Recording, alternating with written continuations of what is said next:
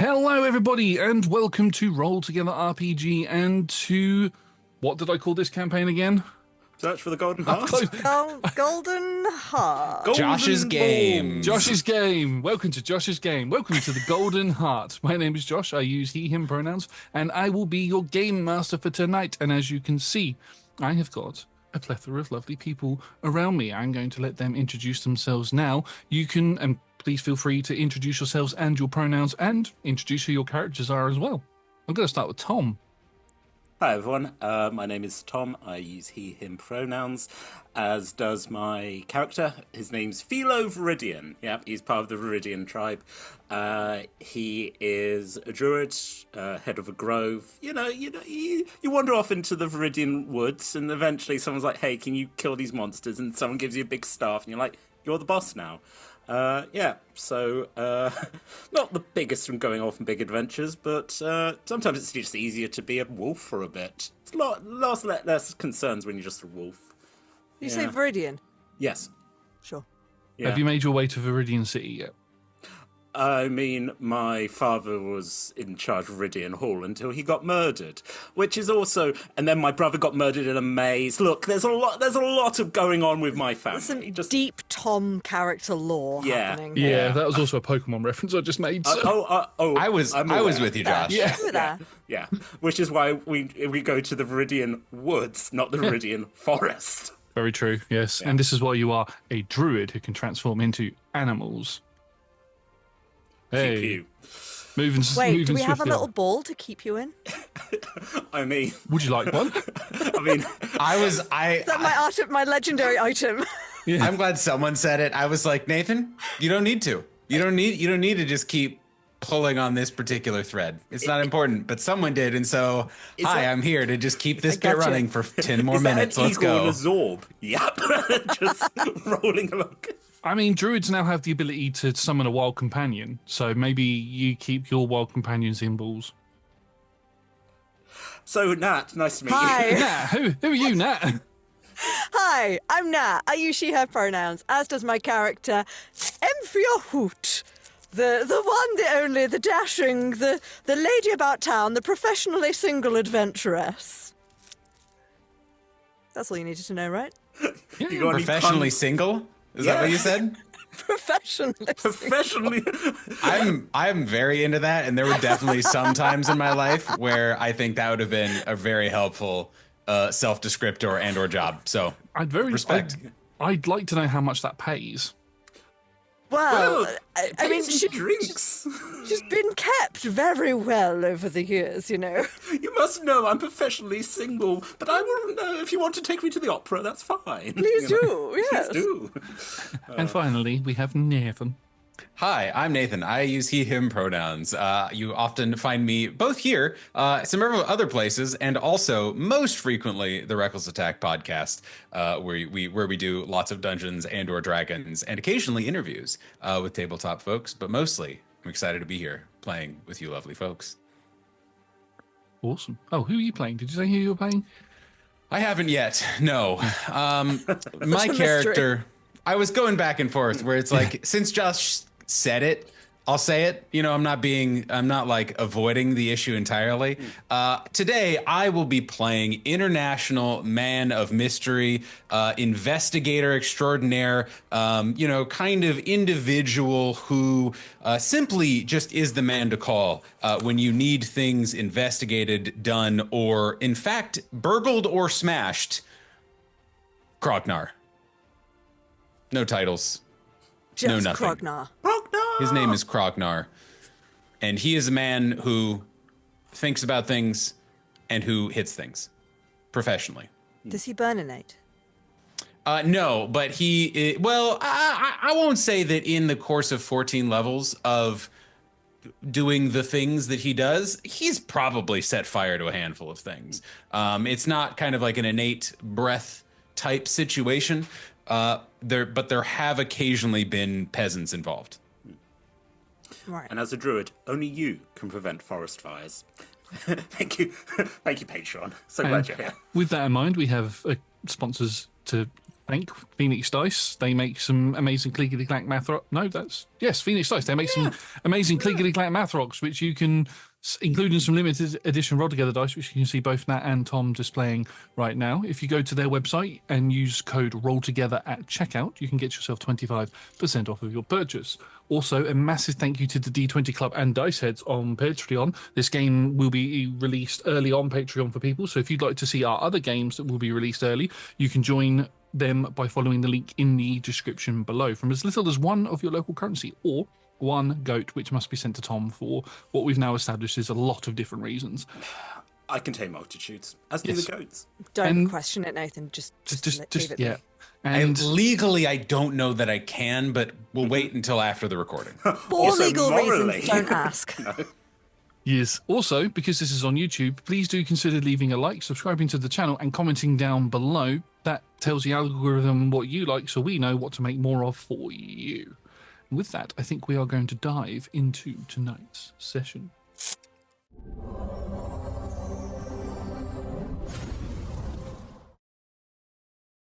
We come into kind of a bit of a chase sequence as we are the camera is currently panning over the sort of area of Chult on Toril, and as we sort of zoom in, we can see the trees rumbling and we can hear roaring as we see two large T-Rexes and a bunch of velociraptors running and chasing three figures that are making their way towards what looks to be a very dilapidated and overgrown temple. These dinosaurs are roaring and biting and trying to catch you, but you're all just slightly too fast for them. As the camera sort of pans around and we watch as Tom's character sort of almost goes to trip over and then looks at the camera and it freezes with the name above. Can you please describe what your character looks like? Bold of you to assume I'm bipedal at the moment.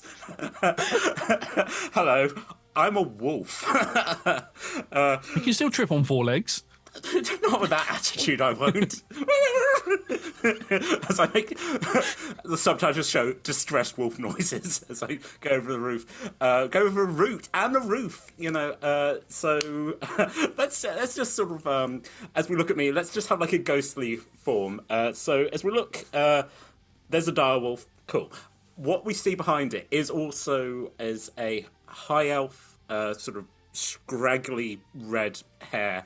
Is wearing a wolf pelt in himself, just with the, again, very Centurion style thing of like the wolf pelt over. Look, he was my friend and he would want me to wear his skin. That I suppose he could have told you that as well. Yes. Okay. Who are we to judge the cultures of others? We don't know. Exactly. When I die, please wear my skin. Actually, it was more, will you be cold? Yeah, probably. Wear my skin. Stay warm. Be me. Weird energy, but okay. So this is Philo Viridian. He's the protector of a grove. Here because, well, we're going to meet the other characters, but when someone says, hey, the world's in danger, and I'm like, well, I live in the world. Other animals live in the world. Okay. Also, I'm getting a bit... It's boring just being a frog most of the time. So sometimes, as great as frogs are, sometimes you just want to go off and run away from dinosaurs. Which, as a druid, I've now witnessed dinosaurs. I could be a dinosaur. It's a good time. Yeah. Any more questions, Josh? As this wolf cartwheels over? It's just sort of cartwheel, and we get that sort of flash of the person that is the wolf. As we shift from this wolf, we come to a figure who has just very acrobatically jumped over a log that was in the way as the camera freezes with them having a fan out. We've got Emphia. I feel like, yes, okay, she's done acrobatic leaping, but, I mean, how... I put this to you, Tom. How... Emphia is an owlin lady of advanced years. And how would Philo have felt about having some sort of riding apparatus upon his back? I mean, honoured. I would be. Yeah, if you want to ride me, my lady, that's acceptable. Sure. The Now, perks of being professionally single, man. Wow. Look, I find her ridiculously charming. I get to talk to owls, but this, wow. very different. So obviously, like, she's only about 4 foot-ish. So it's I'm just thinking, like, obviously a wolf is much smaller than a horse. So I'm a direwolf, so I'm but quite you're a big. direwolf. That's fine. Yeah. But I feel like in this moment, there is rain that and she's sort of flying behind, sort of almost like what's it called, like parasailing. Oh. Oh. But no, because this is carnage, chase scene. She's sort of like off the back. Off the back, as the wolf has tripped over, you've sort of gone, "Whoa!" Steady there, Philo. What we the scene in full, we see a lady Owlin. She's wearing breeches and they're sort of like, they're not boots because she's got the big owly clawed feet, but the sort of the shin part of a boot. I mean, it kind of grieves, but not really armor. And then the sort of adventurer shirt situation that's also got a scarf situation that would have been a lovely sort of 1950s Hollywood glam sort of headscarf to keep the bugs away, you know. But that's also kind of flapping in the breeze a little bit and off the head. So the top of the lady's head is exposed. Goodness. Steady, Philo. Oh, it's too exciting for my blood. Brown small wings kind of flapping around in the back, and she has a very elaborate rapier at the hip as well, and a short bow upon her back. And she's here. We last saw Emphia attending her niece's wedding, which did not go to plan.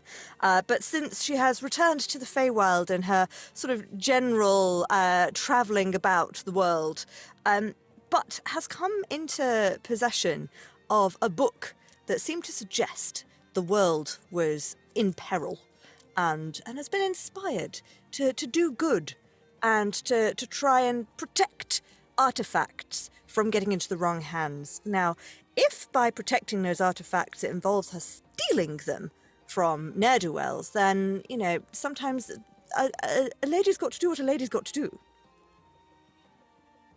Exactly. The party are all nodding. We're just like, yes. Even the voice in the sky is nodding. Lovely crimes, yes. We love some lovely crimes. And as Emphia is trying to straddle back onto the wolf, we shift over to the third member of the party who is also running for their life through the woods. Nathan, would you like to describe your character, please? Yes. It's a little bit of a smoother ride for Emphia, right? Emphia, right? That's how you say it? Just wanted to make sure.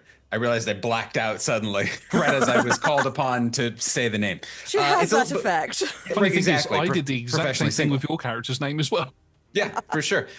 So out in front of the group is a kind of like relatively squat but otherwise square proportioned individual who is, again, very broad, not wearing a lot of kind of seasonally appropriate furs and such. But his goal at the moment is to run very fast and be a lawnmower for the people behind him. So he has a perfect, if kind of very strange running form, and out in front of him, kind of straight armed, he is holding in both of his hands 2 scimitars, and he is just chopping at all the vegetation that he can get to as he is just huffing and puffing and sprinting his way through. This is Krognar, again, celebrated adventurer, man about the world, exactly the kind of person that you hire to be in these sort of situations. And he is kind of trying to help guide everyone as we're kind of running through things of like, duck behind here, go over here, whatever, but is barreling forward. As you're all barreling forward with Krognar sort of doing that whole and cutting the foliage and everything away, you can see the ruined temple that was sort of like X marks a spot on the treasure map that you've been given. You can hear the trees breaking behind you as two T-Rexes just sort of plow through them, their tails swiping out trying to hit you, but they just miss.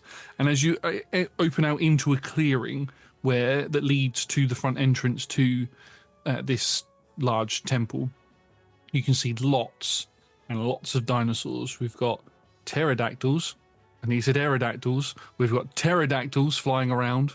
There are lots of velociraptors and diplodocus and other dinosaur names that Josh can't think of at the moment, all around that seem to be living in this area. But the temple doors look like they're open, and it looks to be the only safe place that you can all go to. Quick, inside! I'm going to have everybody roll me one either athletics or acrobatics check. Believe it or not, athletics, please. Emphia, being you are riding Philo, you could give Philo advantage if you wanted to. Go on, I'll steer him. So 32. Nice. A mere 21. It's a bit different, folks, because I'm having to be like, okay, what do I have as a humanoid? What do I have as a big old wolf guy? Acrobatics advantage at that to do. 16. Okay, so I'll combine Emphia and Philo stats together because you are effectively one unit at the moment. So easily enough, straight through these temple doors. The doors look like they've been broken at one point, big stone doors, but one looks like it's been completely shattered and is in 2 or 3 pieces on the floor. The other one is slightly ajar, but you're able to sort of get through as the 2 T-Rexes smash into the building. The temple itself shakes and rocks, and stones begin to fall down, basically covering the entrance as the sort of chase music we have fades, and we go into a more dark sort of cavernous music as you are now within this ancient temple. It is completely dark at the moment. For anybody who has dark vision, you can see obviously within 60 feet out in greys and everything, but it doesn't really reveal grey, in shades of grey. What if we can see dark vision to 120 feet? Then you can see it to 120 feet. What about if you've got a really good snifter? You can make me a perception check for snifting. I'll use my passive perception, which would be an 18. Fair enough. So passively sniffing the air. It smells of... There's a slight tinge of death, of dinosaur feces, maybe. Dusty, and smells like there might be some sort of stagnant water somewhere. And you also get like a sort of singeing smell up your nose as well, like something hot might be nearby. What do your direwolf nostrils smell, Philo? Philo looks, and to the surprise of Tom, who learned in 2024, is able to speak now in animal form and go, well, I mean, it's mostly animal. Looks at the lady, leavings, but dust. Also, smell of heat, burning. Might be fire, might be lava. Not quite sure. Hot poop. Looks at Krognar and gives like a wolfy little nod of like, yep. Yeah. Well, the situation outside was indeed a case of flaming feces as well, so nothing new. No. Well then, which way do we think we ought to try? At that, Krognar looks around at the darkness and then reaches for something on the top of his head and pulls down a pair of goggles that then light up and that he can now see in the dark as he is a human. And he's just like, yes. Krognar, think we go in. Ah, an excellent deduction. Yes. Side choice. Yeah, there is only one way at the moment. There's one path that leads directly in front of you at the moment. And Krognar was right. We go that way. We go that way. Yeah. So if you have Is there a way to have blocked the door behind us? It's already been blocked by stones falling down from the sure, two okay. T-Rexes crashing into it. But Sure. Fine. So there's no way out currently as well. We'll deal with that later. You It's do fine. that later, yeah. But with dark vision, There are always secret tunnel side thing in these always a hot way poop out. kind of places. Yeah, always a way Actually, out. before we move on, I'll pull out the treasure map. So we were here at this temple. We were looking for this temple because we had a treasure map that sort of X marked the spot here. We'd found it. Great. Was the map just sort of the outside world pointing to the location of the temple, or is it including the temple layout as well? So the initial treasure map that you have is outside view with the temple itself being the X marks the spot. I mean, I would say that you wouldn't have just blindly gone off of that. So you would have some additional research notes on you on what this temple might be. And from the research that you've done, you all believe that this is the temple of Xerxes, who was apparently a sorcerer, spellcaster type from thousands of years ago, who lived and did some very evil things and was buried in this sort of imprisoned / buried in this place. And they had an artifact called Xerxes' heart, which is said to grant, which he infused with so much magical power that it's said that it can grant the user anything that they want. Interesting. Well, it's a good job that we did come here, because anyone able to get past the dinosaurs, and let's face it, we could, the door was just wide open. So, good job, folks. Good work getting this far. At least we've blocked off other people from getting inside. Door closed now. Or Yes. out. I mean, there might be others here. They might have left the door open. We fine. In? But, yeah. I In. mean, in.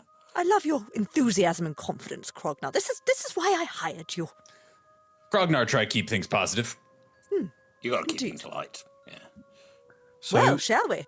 where you currently are, you're in sort of like a hall, like a small hallway, walls, so it's like 15 foot wide, walls on either side.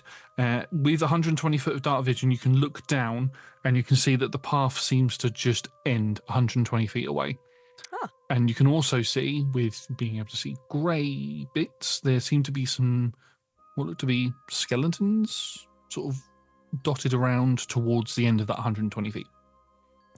Well, I shall investigate this long corridor for traps, please. Make me an investigation check, please. I shall. Could I use the help action? You can. I'm do. also looking at such things. Fabulous. Didn't help a whole lot. That is a 23. 23. Doesn't look like it's trapped. Well, I think it looks safe, shall we? Seem clear. Okay. You all make your way. You go towards where the 120 foot vision initially ended, and what you find is this hallway opens up into a large chasm. Could be natural, might not be, but looking around, your 120 foot dark vision doesn't. If you look to the left, it doesn't extend right to where the walls are. Look to the right, it doesn't do the same. You look down, there's a 120 foot or further drop. You can see across 120 feet again. There is a gap of 100 feet between the platform you're currently on and the next platform. If you look up, you can see a ceiling, though. Ah, a lovely chasm. Well, I can fly across, but we need to figure out something for the two of you. I suppose. I mean, I'm not always a wolf. I can not be a wolf. Well, I know, but you only have a certain amount of different things you can be per day, right? Well, actually, if I use a spell, then Yeah. I get one of those back, and I've got quite a few of those. So Fair enough. somehow turns to a camera. I got a feeling that this might be a shorter adventure than some, so maybe it's good to use all my skills. Looks back. Yeah, I mean, Krognar walk. No problem. I could try. We're down and up again. Well, up or down, or round and down. Is it sort of like narrow corridor, big drop, up again, narrow corridor, or is it like, does it open out into a wide cavern? You So probably said, Josh, sorry, I blacked out. That's right. The narrow corridor opens out into a large chasm Large that you chasm. can't see the walls on the left and right, can't see the bottom, but you can see the top. Probably Krognar about go 50 ceiling. feet up. in video games where especially in the older video games where they had like this area, this is something that you can climb up, and it's like a specifically like designed thing with footholds in it. You can see that on one of the walls, and that extends all the way along, so you could climb across sort of jungle gym style if you wanted to. I'm glad they left some paint. Yeah. Yeah, that's a bit lit up in yellow paint, and it says Krognar this way. Yeah, you can head this way. Push up an X to start climbing. It's how you know a good dungeon. Yes, absolutely. Well, I can always sort of I'll stay nearby, but I'll flap ahead and just see if I can scout a little bit further whilst you climb. Sound good. Okay, so Krognar begins to climb. The two of you. No, Krognar begins to walk, as he stated. Right. Okay. He dramatically walks up to the wall and he flourishes a cape that he is wearing. It's very small. It's like you can't see it from the front because of how wide his shoulders are. It's like a Superman cape, but even like does not go around the sides. But he kind of flourishes a little bit, holds it up a little bit like Batman, and then dramatically pushes it down. And then he just starts walking on the walls with no problem. For he has a cloak of arachnida. I don't know how you pronounce that out loud now that I look at it, but a spider cloak, so I can walk on walls and such. Do that. You just walk along the wall. The two. Now, Theo, are you transforming into something that can flying across? Imagine if I didn't. If I was like, yeet! How big's this space? So, in terms of what's in front of you, you've just come out of a 15-foot wide corridor that looks like there was once a bridge here that you could use to get across, which was also 15 foot wide and 100 foot across. The chasm itself, left and right, seems to be left, right, and below you seems to be endless. The ceiling is about 50 foot above the ground. Right. As I just there's a poof as I turn back into my and I'm like, okay. Big bird, little bird. Big bird, little bird. Well, as I jump. Welcome to our kitchen. Yeah. As I jump, and I just go, Raven! And I turn into a raven. And just. Do you shout what you turn into every time? I mean, how else would people know? Of course. No, of course. My question is... yelling, Bat! Bat! I know. Yep. Question for you, Philo, is how far do you let yourself fall before you turn into a raven? Hardly any. It's just to jump into the air, turn into a raven, and then off I go. I'm not going into the ravine. That's fine. So as you jump, you have a massive passive perception, don't you? Yeah. Yeah. You knock some dust with you, and you notice that the dust just sort of and doesn't move. Oh. Oh, it's this raven's just flapping there going, it's a trick. It's not real. There's either like a magic bridge or it's like a perspective. I mean, I was going to say Penitent Man can pass, but that's not that bit. It's, I don't know. It's been a long day. It's probably for the best not to touch it anyway. If we can't see it, we don't know if there's any further special stones that we ought not to stand on. Krognar good here. Yeah. As you just walk patiently. Are you just going to walk as a raven instead? Just as a raven, just hop, hop, hop, hop, hop, hop. You all get to the other side. You hop down. And as you hop down, you can see that there's a door in front of you, and you can see that there is a very raised up pressure plate just in front of the door. Ah. But does the pressure plate take up the entire width of the corridor? No, it just takes up a 5 foot square. Is the door open, closed? Closed, with no visible handles or visible crease mark. Interesting. May I flap over and hover so I'm not touching the pressure plate and investigate to see if I can see anything? You can indeed. Go for it. That is a non-nat 20. So with that, you can see that the pressure plate itself is not hidden. It's a good 10 inches off of 10 inches off the floor. No, it's 10 inches out of the ground. So if you were to walk into it, you trip over it. So it does go into the ground, but it rises up about 10 inches. It's a whole step. It's a whole step. The iconography that is on this pressure plate matches the iconography on the door. And what is that iconography?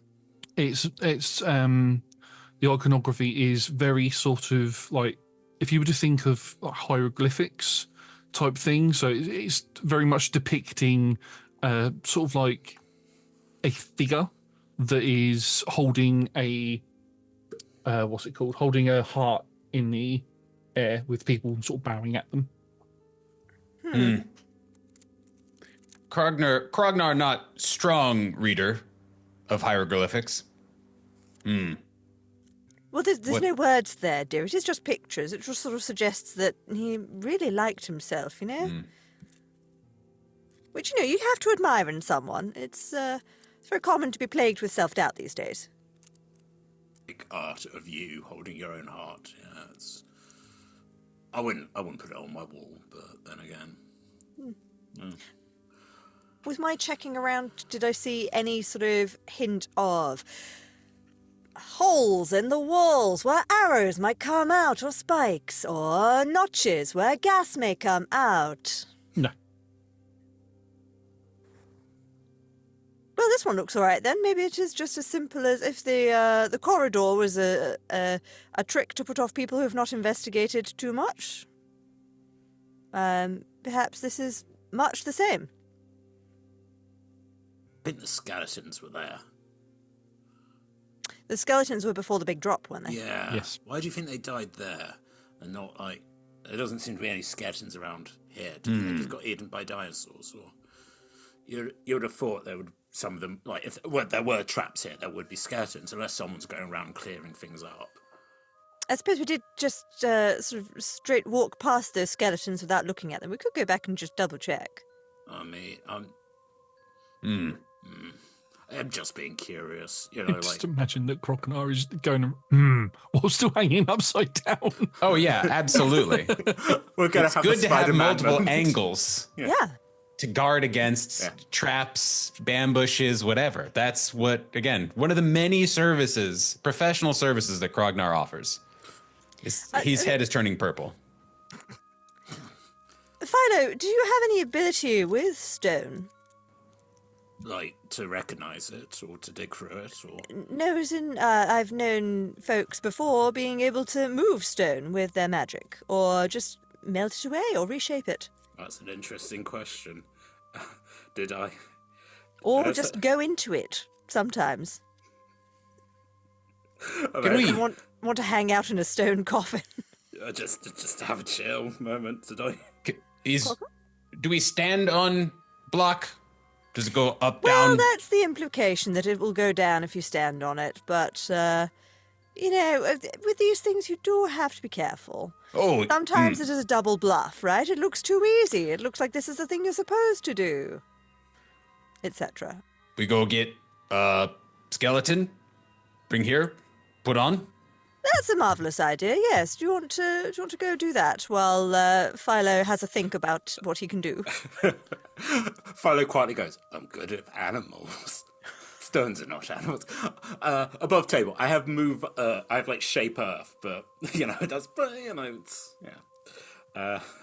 most of my stuff is like, ooh, animal friendship. Krognar, student of mortal experience, not like doctory type kind of guy. Anyone want look at skeletons with Krognar? Oh, of course, dear. Yes, I shall come and take a look. Many of my siblings are doctors. That is hereditary. Yes, One of indeed. them's a Krognar walks dentamancer. back. Krognar passes out for a few moments because he's been upside down the whole time, but You'll he's just get a very little high slap on the constitution. cheek with the fan. Go. Come now, dear. Just a little peck, peck. Wake up, peck. You can't die at the first trap. That's quite embarrassing, actually. Peck. Especially since this is not intended to be the trap. You sort of set it for yourself. So you make your way back towards the skeletons, and whoever would like to, can roll a medicine check to see how these people died. I would like to use the help action from the ceiling. That's kind of my class's Yeah, that's cool. whole deal. You can do that. Yes. See, bone there. Interesting. Bone indeed. Could I perhaps convince you, dear DM, to make it investigation rather than medicine? Go on then. Being they don't have any flesh, it's a lot easier for you to discern how they've died without using medicine.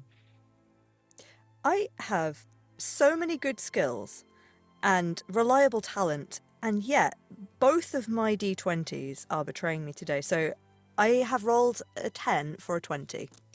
So with that, looking over, there are 3 corpses here, or 3 skeletons here.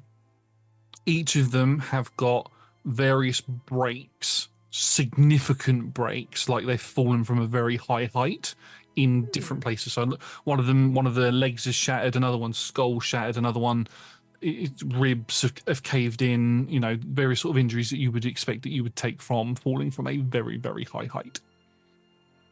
Oh, it looks like they fell. I sort of just land on one of their skulls. So there's probably like a upstairs. So like a looking up. Nope, 50 foot above you, ceiling, complete ceiling. I wonder if the pedestal will rotate. I suppose not the room. It would have to be a very, very large rotation device, if so. But well, no, because the skeletons would be further in. They'd be by the entrance rather than halfway along. Portals. Magic portals. Magic portals. Yeah. Intriguing. Some spell make up, down, and down, up. Yeah. Yeah. But even then, up and down at that particular point is not very up and down. Maybe they weak. They might have just fallen over. Did they look like very weak people, according to the bones? They've got basic adventuring gear for this region. They, other than like magical items, they look like they're pretty much kitted out the same as what you all are. Maybe they were just too low level, That's an issue. whatever that means. Well, Just everyone knows there's tiers of adventurers. Yeah. Mm-hmm. And also, Tears of Adventurers is an excellent cocktail. Good band name, too. Well, I propose we try pushing the button with the expectation that gravity may change somewhat, but we're all quite equipped for that, I think. Hopefully. Yeah. Krognar starts just gathering bones, just loose bones or packs or just like piles of whatever. Yeah, pick up some. Keepsake for later? Put on button. Ah, yes, no, fair. Never know when you need bones. That is true. So you pick up some bones. You all make your way across. Grognar, sorry. Grognar, could you make me an athletics check? Grognar is brother. Yeah. Miss him terribly. With reliable talent, that's a 25. Awesome. Nice.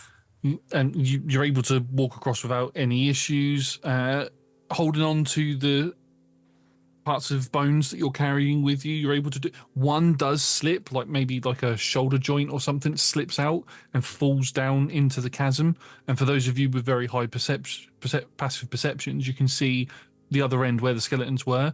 That bone just falls out of the sky and it falls from the 50 foot and lands on the floor. Oh. Hey,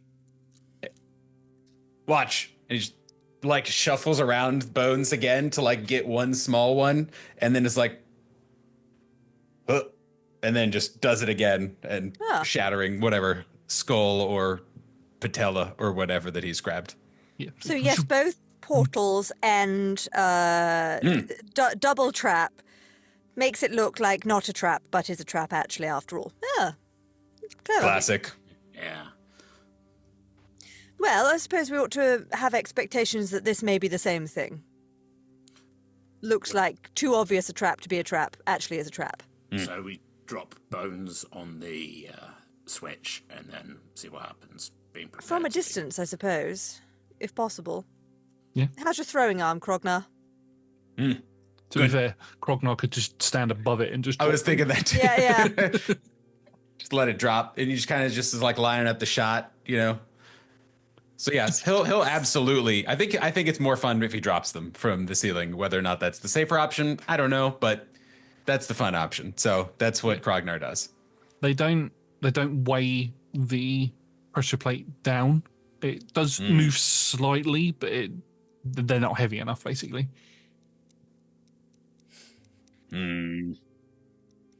All right. Are you muted, Tom? Oh, I'm just grumbly. Oh, okay. Because I didn't catch a word of that.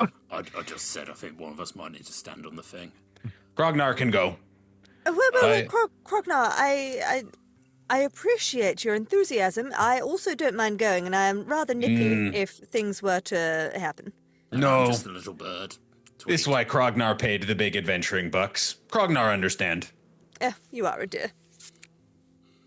You stand.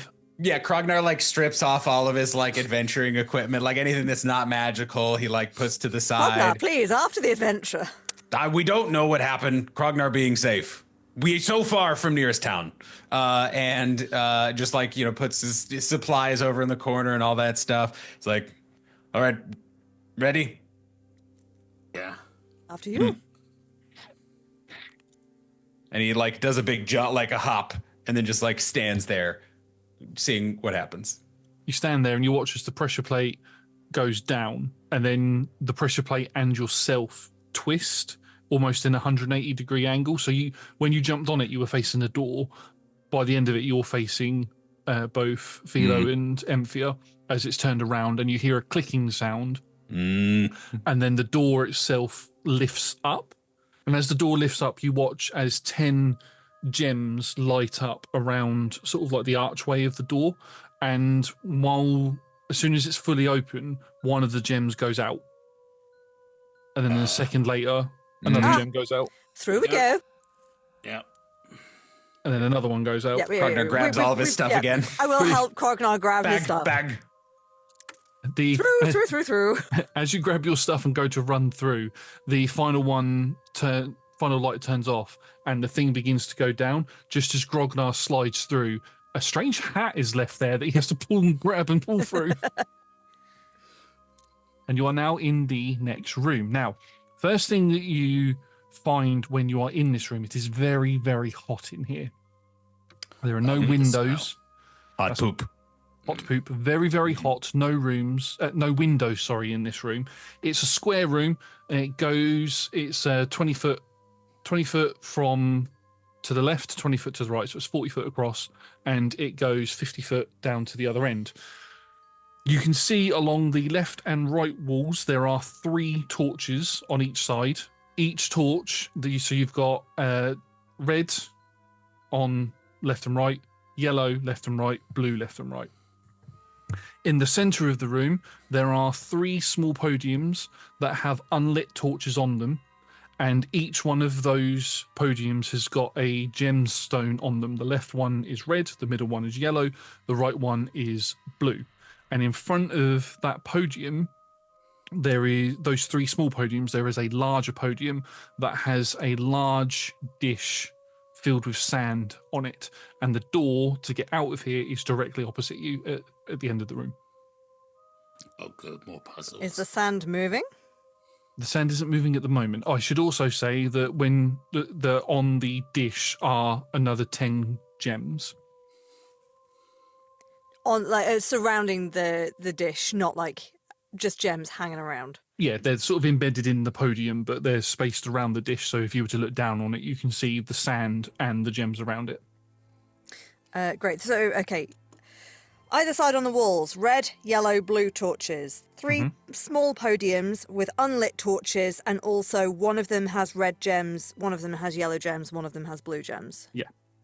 And then one large podium beyond that with a dish full of sand, 10 gems around it. Yes. Anything else on that large podium? Nothing else on that large podium. And the door beyond. Yeah. All right then. So the the 3 podiums with the unlit torches, there's just 1 torch on each one? 1 torch in each one, yeah.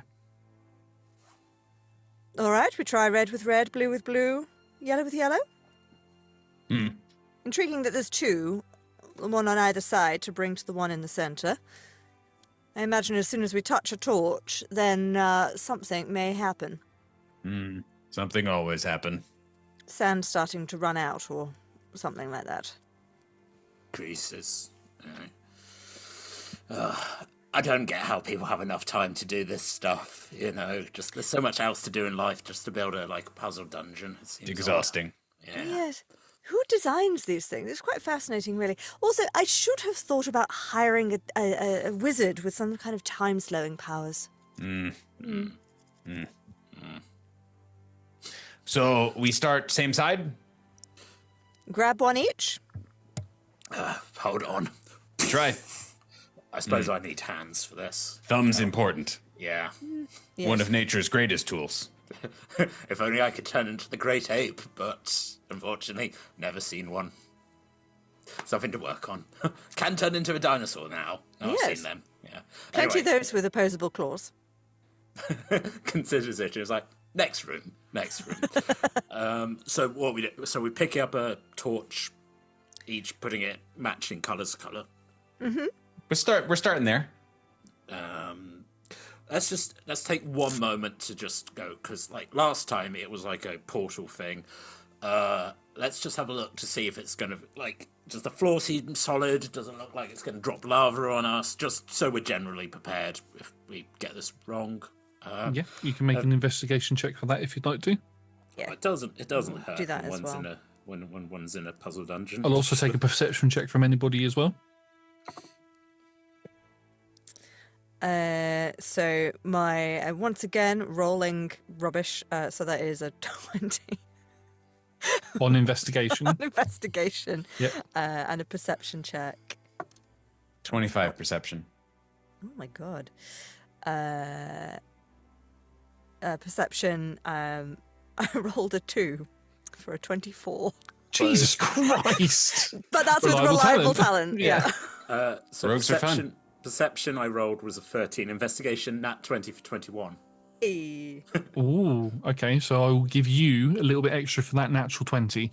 But for the 2 other perception checks, I mean, you absolutely smashed the DC on it. We see all the things. Yeah, you see everything. The sconces on the wall with the red, yellow, and blue torches don't look like they can be moved. They look like they're locked in position. So you're going to have to find a different way to heat these things. The investigation check, just having a little float around the room so you're not touching anything. You can see that the gems that are in the 3 small podiums with the unlit torches look like they can twist. You can twist those gems, not pull them out, but twist them. With the natural 20 on perception, there is a lot of heat coming in this room.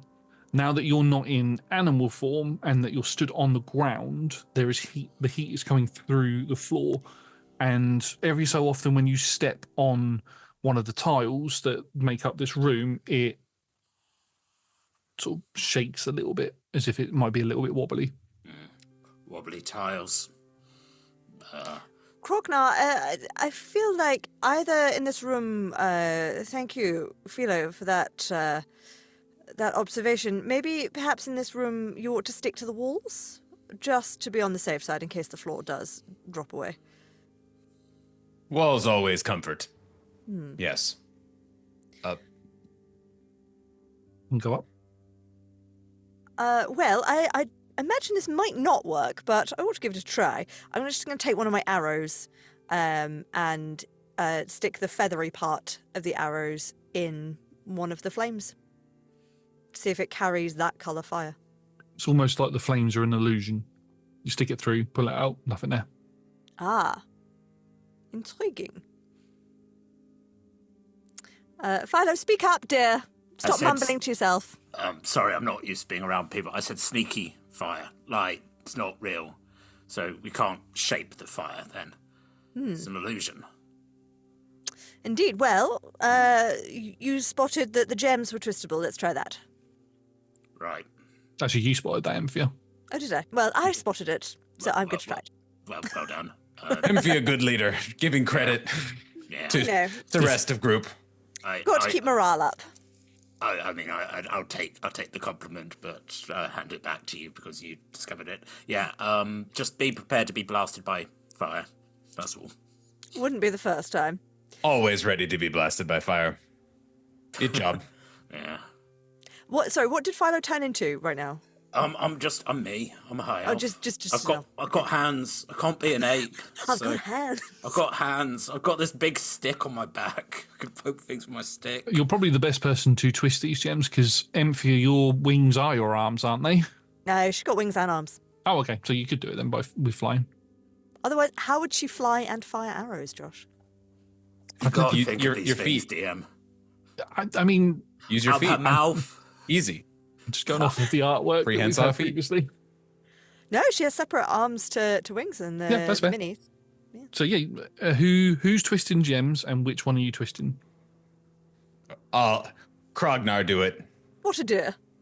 Okay, which color would you like to twist? Krognar like blue. It's a strong colour. So you begin twisting the blue one, and the Calming. torch itself begins to light up, and it starts off a light blue, then goes to sort of like a mid blue, then goes to a dark blue. As that happens, Krognar, sorry, can hear the rest of can hear this, but the rest of you can see that the giant dish with the sand in it begins shaking, and then the sand itself begins to lift up, and parts of it begin to fall away. If you go to look at it, there are words there. We think this good shake. Let's read. Let's have a Potentially. word. Let's read Yes. the words. Okay, so the words that you get as Krognar is, as these words come up, the gem sort of slips out of your hand and turns back, and the torch turns off as these words appear. And it says, "In the fireplace I crackle, warm and inviting I dance. Warm and inviting. I dance in flames, bringing comfort on cold nights. What colour am I that flickers with life?" And then you watch as the 10 gems around it light up and then begin phasing out every Oh, well then second. yellow, surely. Yeah. Regular fire is yellow. Let's just yeah. Twist that gem. I scurry over and do that. You scurry over and you twist the yellow gem, and as the yellow gem lights up and sort of ignites, you watch as the room shakes and the fire instantly goes out, and then tiles begin to fall down around you. And as the tiles fall down around you, this orange hue sort of emits into the room, and you're sort of blasted with this intense heat as lava sits underneath here. I'm going to need Constitution saving throws from everybody, please. Oh dear. Well, that was not the answer then? I don't know about this place and their fires, but I really love when people are rolling on D&D Beyond and you can see the results that correspond with their reactions before they say them out loud. You know what I mean? Like that just is like really rich to me. Yeah. In a special way. Yeah. Okay. Yeah, that's I can't use reliable talent for this. What No. did everybody roll? 26. Great. 10. I rolled a nat 1 for a 2. Oh no! Good thing there isn't. Can't use the help action on that one. No. Good thing there's no punishment for rolling a natural one. As this intense heat floods into the room, both of you take a point of exhaustion from the heat. What? Rude. Very rude. You guys not look so good. Oh dear. Bad work, Krognar. Bad work. I do what you tell me. Okay, it's fine. I scurry back to the blue. Yep, Like, we fix. Turn blue. You turn the blue again, and it quickly shifts back and turns the torch off, and the same thing comes up again. I'll read it out again. "In the fireplace, I crackle, warm and inviting. I dance in flames, bringing comfort on cold nights. What colour am I that flickers with life?" I think red. I think we go red. Sure. Is it maybe like the red coals? Who knows anymore? Flickers with life. What flickers with life in a fireplace? Josh, can you Red. put this in the chat? I can indeed, yes. Ooh, I almost Not put the going to be answer. blue fire. Yeah, That's put the too answer in hot. the chat. Yeah, I'll put the answer in the chat as well. There you go. Oh, the lights are going off as well. I should say, I should have said that the 10 seconds that it is actual player time. I'm giving you 10 seconds to answer it. Why? Again, Krognar character's is not weird. waiting for an answer. He's like, Krognar, no process elimination. Yeah. We try. It's fine. I don't know if I've got the energy for you to try again. I I did not know Feather. Sorry. He's the only one who didn't get exhausted by that. That's just Krognar not know that feathers can wilt. Krognar, we fix. You twist the red one, and as the red one lights up, you watch as a corresponding gem on the door to leave here lights up red, and the phrasing on the sand just falls back down, and the timer resets, and then the sand lifts back up, and a new phrase comes in. You pass that one. Okay. Red of coals, then, perhaps. The next one that comes up: fields sway with my waves under the sun's loving gaze. Yeah. I am the prize at summer's end when the light turns soft. What colour am I that marks a golden harvest? Yellow. gold, whatever that. You twist the yellow, and again, same thing happens. Light flies. The torch lights up, and a corresponding yellow gem lights up on the door. Everything falls down, comes back up again. The next one. I stretch far and wide, reflecting the sky above. I calm with my presence, yet house storms within. What colour am I, the sea's gentle hue? Blue. Twist the blue. It rhyme. Do the same thing again. I feel like this whole thing, the first one is worded badly. It's very misleading. The Well, other two very simple. We'll take it up with the magical heart, man. We'll I have- The shall. way light spectrum work, blue, hottest, it's something.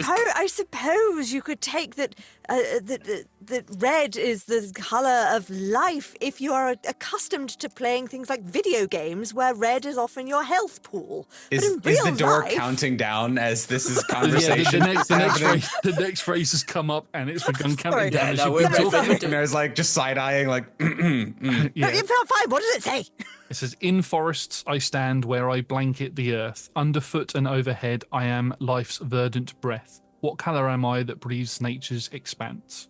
What, yellow and blue together to make green? Yeah. I already had blue. That- Yellow. Yeah, Yellow. so you both That's colour theory. you both twist, and you start to panic to begin with, because as soon as you twist both, the two colours don't match up.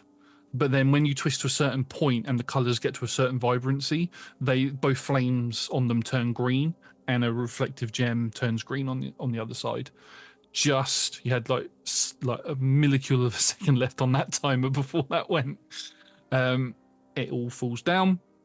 The next one comes up and it says, bright and bold, I bring zest to your taste. I am the colour of summer's lively burst. What colour am I that sings of citrus and sun? Yellow and red, it's It's orange. orange. Yes. Twist, orange comes up. And then there's only one gem left to light up, and it says, I am the colour of kings, rich and deep, clothing nobles and nightshades alike. What regal colour am I, draped in history's weave? Purple. Purple. Purple. You We've all seen a king. Yes. So if I was designing this, I would have made all of them very obvious, and then the last one, throw them a curveball and make it, I don't know, a very obscure shade of brown or something. How far do you nothing. twist the gem? To make purple. Until they click like the equal last one. amounts. Or dark Equal purple. amounts.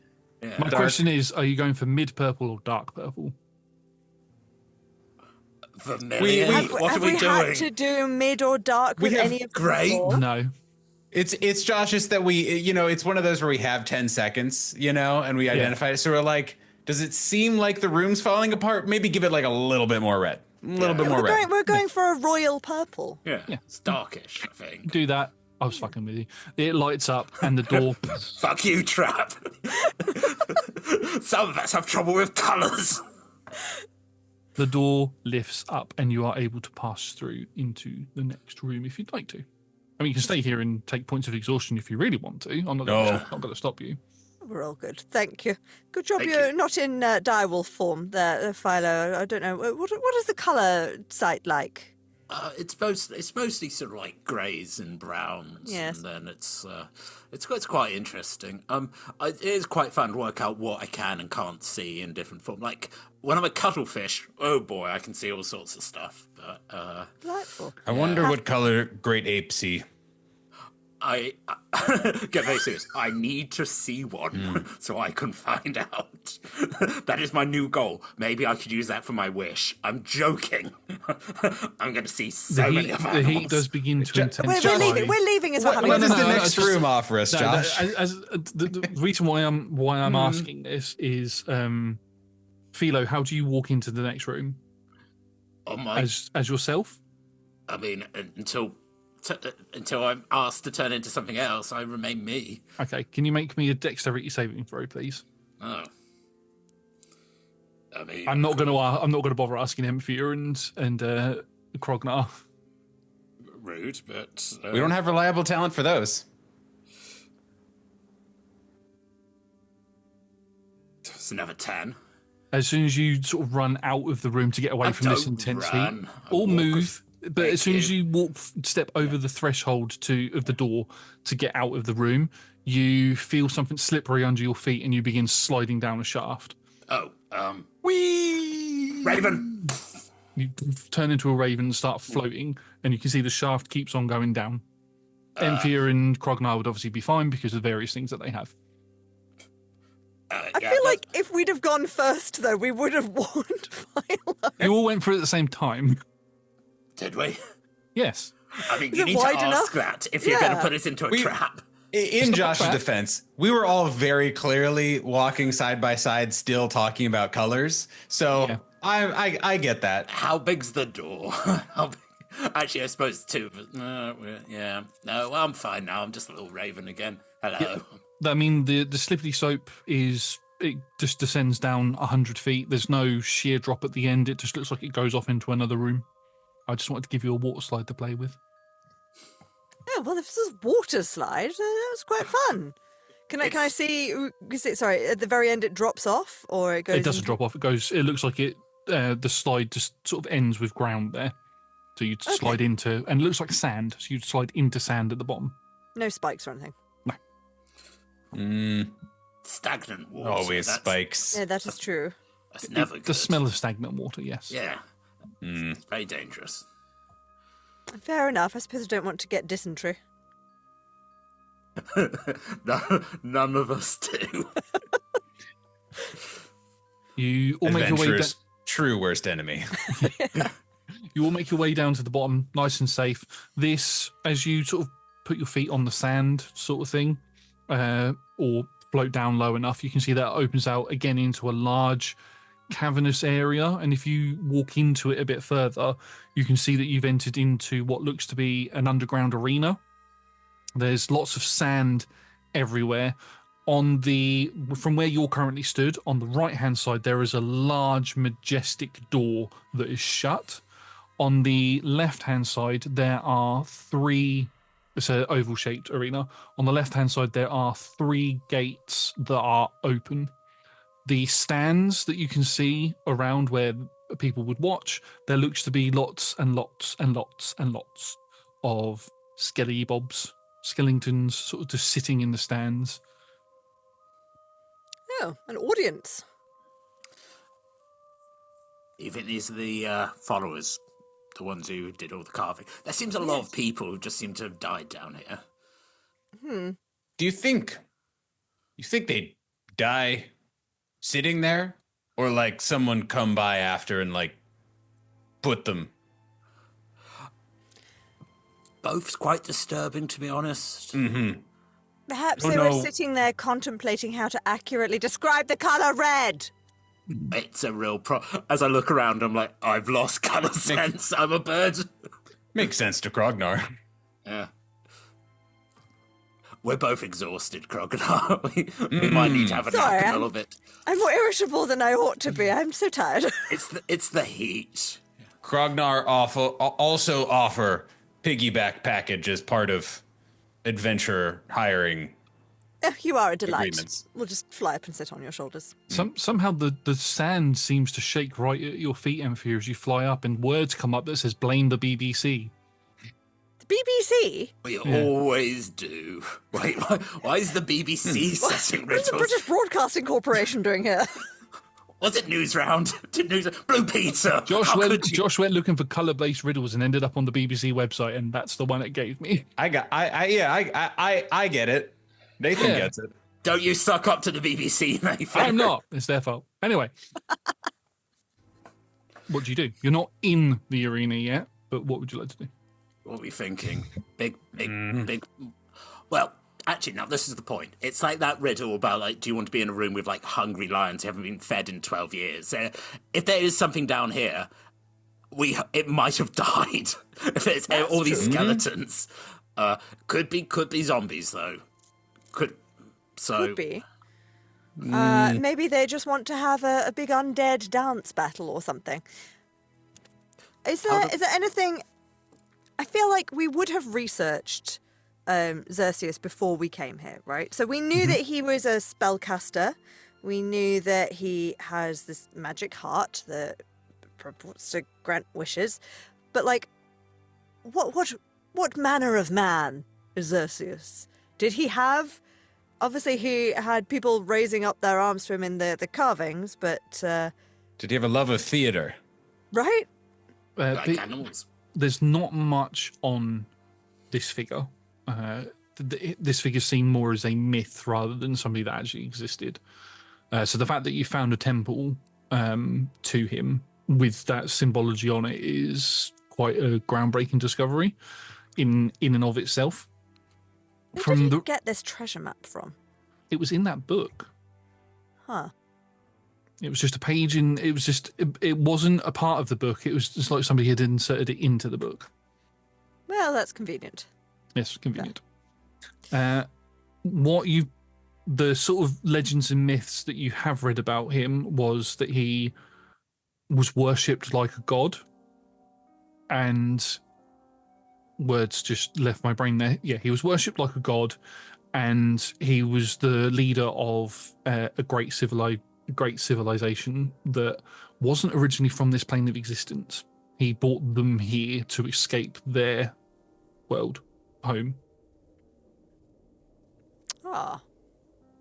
but was still considered to be evil. I wonder if these are the people that that Xerxes supposedly brought here. They're brought here just to die. Rather miserable. Hardly saved.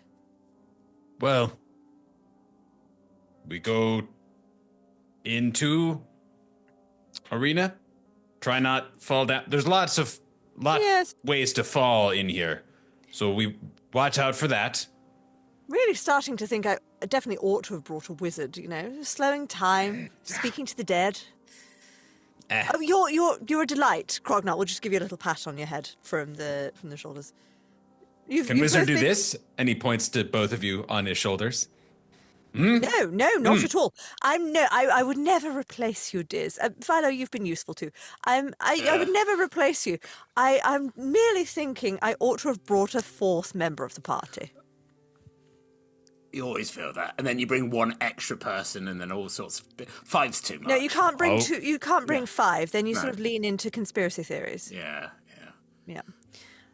Well, very well. Let us see what happens when we step into the sand. Maybe some gems will light up. Krognar does a dramatic kind of like sticks the leg out, kind of straight forward and fall forward onto the sand just to see what happens. Nothing happens when you step onto the sand. Kind of start like shuffling. What the rest of you doing? Oh no, because you're all together, aren't you? We're all on his shoulders. As you sort of shimmy in about 10 foot into the arena, you hear a loud clicking noise, and the part of the arena wall that you'd walked through to get onto this raises up, locks into place, and then you hear like a gladiatorial noise sort of echo around the room, and then you hear the sounds of shambling and as coming through the 3 gates are a number of these undead-looking figures that are wrapped in various different wraps. And that is where we are going to take a very short break. We will be back in a moment to discover what this puzzle is going to entail. We will see you in a moment.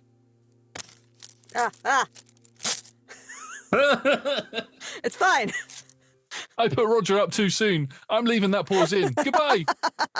Welcome back, everybody. We have taken our short rest and we are going to dive straight back into the second half of today's session. In the first half, our party were chased by some dinosaurs. They ended up in a temple. They flew, literally, in some cases, past the first trial. The second trial, they got a bit hot under the collar with it, but managed to pass that trial. And we're now in potentially a third trial as they've entered into an underground sandy arena. And as they've come into the arena, the entranceway is closed off and 3 creatures are walking through 3 large gateways.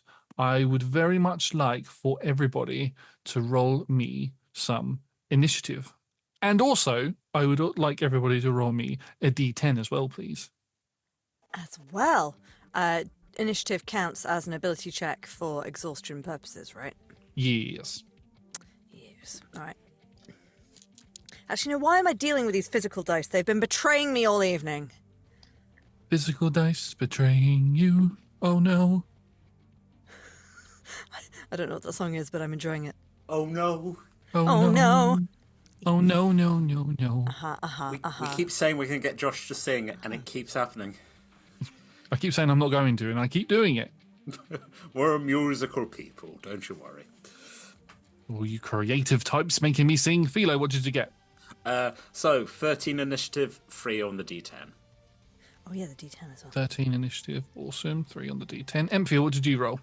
With disadvantage, 11 on initiative. Would have been 25. And then my D10 was a 7. Awesome. And then Krognar, what did you roll? Hold on, wait. We're 2024. It's not disadvantage anymore. It's -2. Oh. The way exhaustion has changed. Oh, is it? Oh. Objection! So Objection! I'll take your first result then over 23. Great. Sure. I just looked. Oh, this is the 2020. It's the 2014. I just Googled. Never mind. I've not looked at Exhaustion 2024, so... Exhaustion 2024. Yeah. I've barely done it in regular 5e, so... -2 to D20 tests and -5 to speed. Oh, that's pretty good Great. Yeah. then. Awesome. I rolled an 8 on initiative. Apparently I, as a barbarian, do not have advantage on my initiative checks at the moment. That's fine. And I rolled a 6 on the D10. Okay, so I am assigning each of you a gate. So, Tom, you are left. Nat, you are middle. Nathan, you are right. As we enter into combat, 3 mummies come out of the left gate. 6, I believe you rolled on the D10, Nat?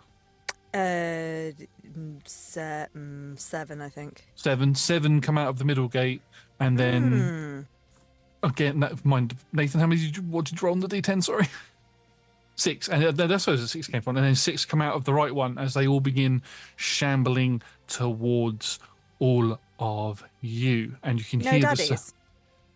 no daddies, Not just just this is all mummies, all mummies, no daddies. The daddies are off getting milk. For the last 2,000 years. Yeah. Isn't it always the way? In it always their way, and you can hear the sounds of groaning and moaning coming from behind them, as if more are going to come through the gate. Emphia, you get to start off this combat. We'll get to start off whatever it is you want to do. Okay, so my 7 mummies that have come out the middle gate, are they within... Actually, how far away are the gates from each other? The gates are 30 feet from each other. So, 1, 30 foot, 1, 30 foot, 1. Yeah. Perfect. Centered on the central gate, Emphia is going to swoosh her the headscarf, which I should have been clear about once we got into the temple and we're no longer running from dinosaurs. She would have carefully placed it back in a fabulous flip around her hair. But her head, no hair. So she's just going to take the part of the scarf that's over her shoulder and flourish it towards the three groups of mummies. So this is using the Mistral Mantle, and it is casting Sleet Storm, starting from the center, and it's a 40-foot radius, so it should catch all three gates. Mm-hmm. Can they all please... So it's freezing rain and sleet start falling in a 20-foot tall cylinder around all of these gates. The area is heavily obscured. Any flames? Gone. Doused. Out of here. The floor is slick ice, making it difficult terrain. Mm-hmm. Can they all please... If a creature starts its turn in a spell's area... no, hang on. When it enters the spell's area for the first time, or starts its turn there. So basically, at the start of their turn, they need to make a dex saving throw. Or fall prone. Awesome. Any damage that they take now or anything? Nope. No. Okay, so this happens. You can watch as they begin slipping and sliding on the ice, but they're still making their way towards you. Is that it on your turn? That is action. I'm also going to fly up into the air. Thank you, Krognar, for the lift. Fly up into the air and start looking for... maybe I should have done this before casting Sleet Storm. We'll see. I'm looking for a lever to close the gates. Okay. Or a door for the way out. So make me a perception check, please. Yeah, sure. That is... I can't roll an 8, so that will be 24. With the 24, you can see where the door is that leads out. It's on the opposite end of the arena to where these three gates are. It's a large door that encompasses that entire space. Very big door, as if a giant could walk through it. And on the other side, looking for levers, you can see that next to each gate there are 2 levers. Interesting. Well, we could just leave them slipping about and try and go towards the big gate, I suppose. I will start flying towards the big door, and then I'm just checking bonus actions. Please bear with. You rolled high enough. You didn't say that you were looking for anything else, but you are rolling high enough. And you can see in the center of the arena, similar to the slightly raised platform you used to get through the door in the very first room, there are 3 of those in the center of the arena. I feel like we may need to stand on those platforms to open the gates. Either that, or I might open the gate and let a giant out. We love the possibilities. Exciting prospect. Yeah. Okay, I don't think I have... Ooh. Wait. Wait. What is happening? I have fast hands use magic item. So actually, I could have done my Sleet Storm as a bonus action. There we go. Great. In which case, I will land on one of the podiums in the middle to see what happens. Which one do you want to land on? Left, right, or middle? Middle. As you land on the middle one, it goes down, and you watch as the gate for the middle that the mummies came through, that gate shuts. Ah.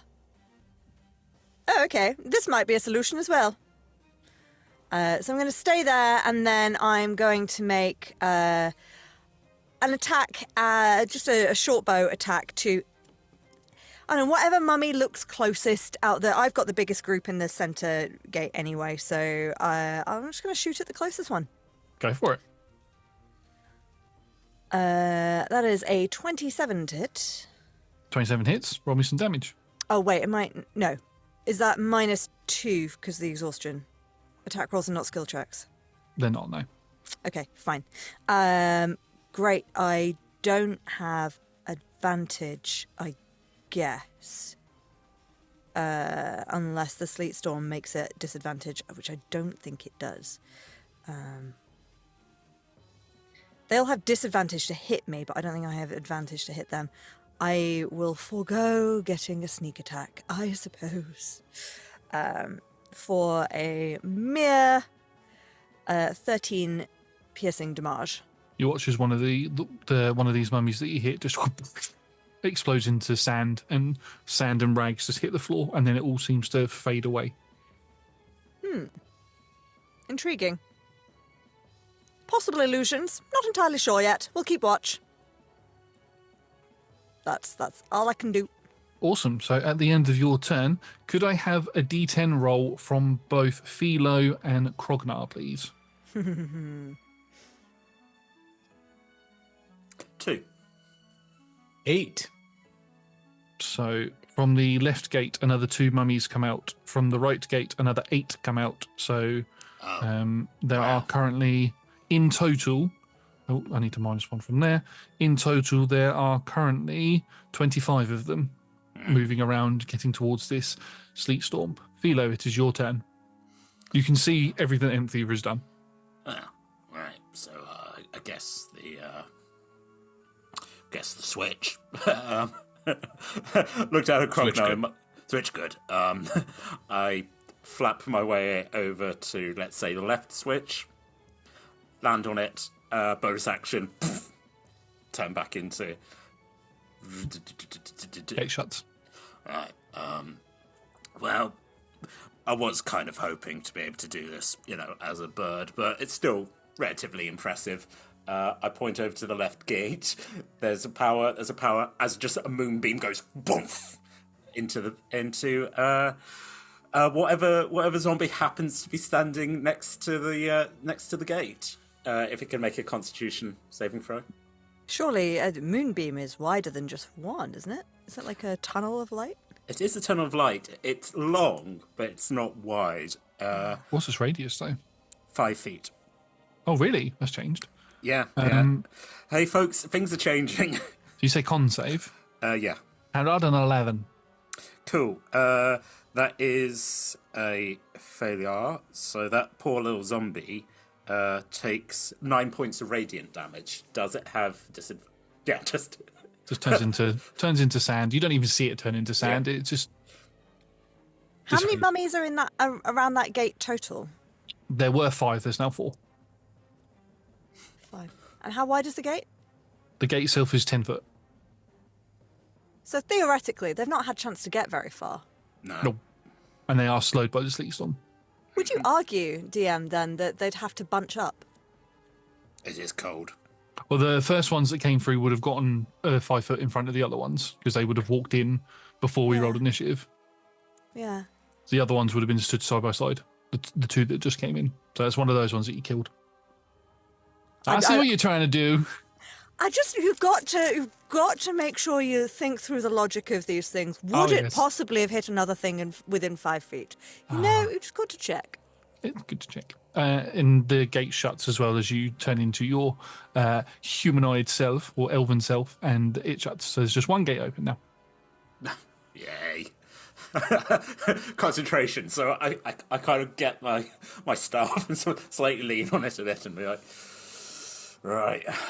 So turn to a what do you think is going to be behind the what are we thinking, giant or giant dragon, something, a giant dragon perhaps? Giant zombie dragon. Giant zombie dragon, that'll be fun. Yeah. Krognar is not entering into this conversation because he's still 30 to 40 feet away because he hasn't gotten an initiative yet. Okay. He's just like, Krognar, what do you think could be that big? Behind the gate. Oh, did you say zombie dragon already? Yes. Could be. Giant zombie dragon. Naturally, yeah, sure. Adds that to initiative. Okay. Hopefully Krognar. At the end of... Is that the end of Philo's turn? So that's my bonus action. That's my action, yeah. Okay, so we then move to the mummy's turn, and they are going. So the center of the arena is 50 feet away from where the gates are. So they are going to have to move and dash because of the sleet storm in order to get to you. I mean, they're So gonna have to make dex saving throws first. this is a very And good point. one might, if one goes through the moonbeam, it also has to make a Constitution saving throw. Yes. How am I going to do this? I think you're gonna have to roll it 25 times, Josh, because if one of them stacks it, the others are gonna fall on top, and then we'll have a mummy pile. Yeah, Yeah. Classic. that's a wrap. Yeah. Sorry, do we know what the 2024 rules for mummy piles are? Let me. Because I Anyone remember what it was check? last edition, Yeah, but of not. course you do. Yeah. Hold on, I'll go get. And the you book. tell us if we needed to know, but we don't need to know it. Yeah, no. Yeah. Because again, we're not playing that one. Exactly. What are they dexterity saving throws? Yes, please. Could you please tell me what the DC is? It is 14. 14. So we've got, out of 25, we've got 1, 2, 3, 4, 5 of the 25 pass. So 20 of them all stack it and just fall on the floor. The other 5 are able to run, get through, and get up to you, the 2 of you that are on the podium. Do any of them Hello. go through the moonbeam? None of them go through the moonbeam, no. How Oh, rude. they don't even fall over They'll into just- it. The one that Someone fell over next to it. trips and falls and like tumbles. Just puts its hand in and it just evaporates. It's like, Oh no! Oh no, yeah, that happens. Its hand evaporates, but it takes no other damage from it. like you're saying that, like, oh, that's just easy damage. Its hand is gone, Josh. It can't do high fives. No more high fives, but you've got 5 mummies in front of you. The rest are all slipping and ice skating in the ice. That is the end of their turn. It makes it Krognar's turn. Grognar stops theorizing about what could possibly kind of be properly shaped into that door. Big cube, big gelatinous cube. Oh, it'd be very big, that one. Real big. And he's just been like walking and strolling this entire time, and then What about finally makes zombie dragon, a giant gelatinous zombie dragon. his inside cube Yes. skeleton of big zombie dragon, and he's now stepped onto the platform thing. As you step onto the platform, the right one shuts, and you are stood there with these mummies still making their way towards you. Anything How else many you'd like to mummies do? are in now? Sorry. There are currently, hang on 1 second, there are 24 of them. 5 of them are in your faces. Yikes. You know, Krognar doesn't have the most AoE kind of options, but that's fine. That's fine. I think, I think he's just going to, very professionally, like a chef putting down his knives, put his scimitars down onto the ground, kind of very respectfully, and take a longbow off of his back and just like kind of take a couple pot shots at them, if that is allowable. You certainly can. That is a 17 to hit on the first one. You know what? I didn't even check these. Yep, that hits. Excellent. And that is for 7 points of damage. I'm not great at long range stuff. Okay, And 13 to hit that hits. for 8 points of damage. Okay, And either the same one or 2 different ones, however they explode into mist and you whatnot. fire one, hits into the sort of chest area of this mummy, and it explodes. Turn, fire another one, hits into another one, explodes. Neat. Krognar says, pretty easy. You got this. There's just a lot of them. It's quite inconvenient. And the big gate didn't open. Not yet. Maybe Could you- new round. We should get the ones that are here in front of us. Oh no, they dissolve into dust.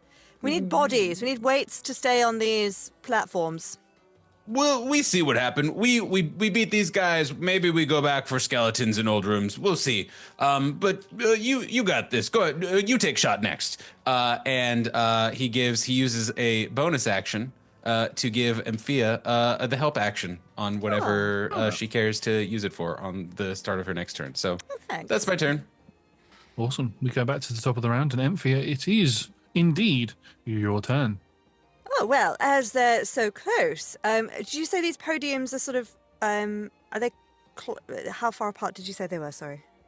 These ones, they are 30 feet apart each. The ones that we're on. Oh, right. We're not close then. So the 5 that ran up, which podium did they run up to?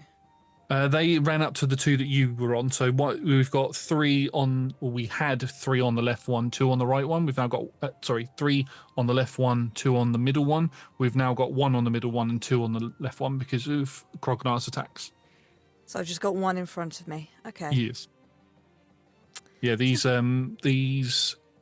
podiums or pedestals or pressure plates, that's the word I'm going to go with. They're, if you stand in them, they sort of directly face the gate that they close. Mm-hmm. Sure. Okay. Interesting.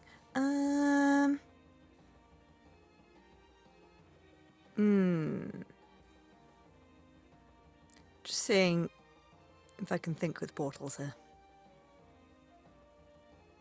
Thinking with portals. I can't keep them there. That's the problem. Without wasting a lot of sneak attack dice. To be fair, though, I wouldn't be attacking anyone else's turn. Okay, what I'm going to try is Emphia drops a short bow and pulls out her very elaborate rapier instead.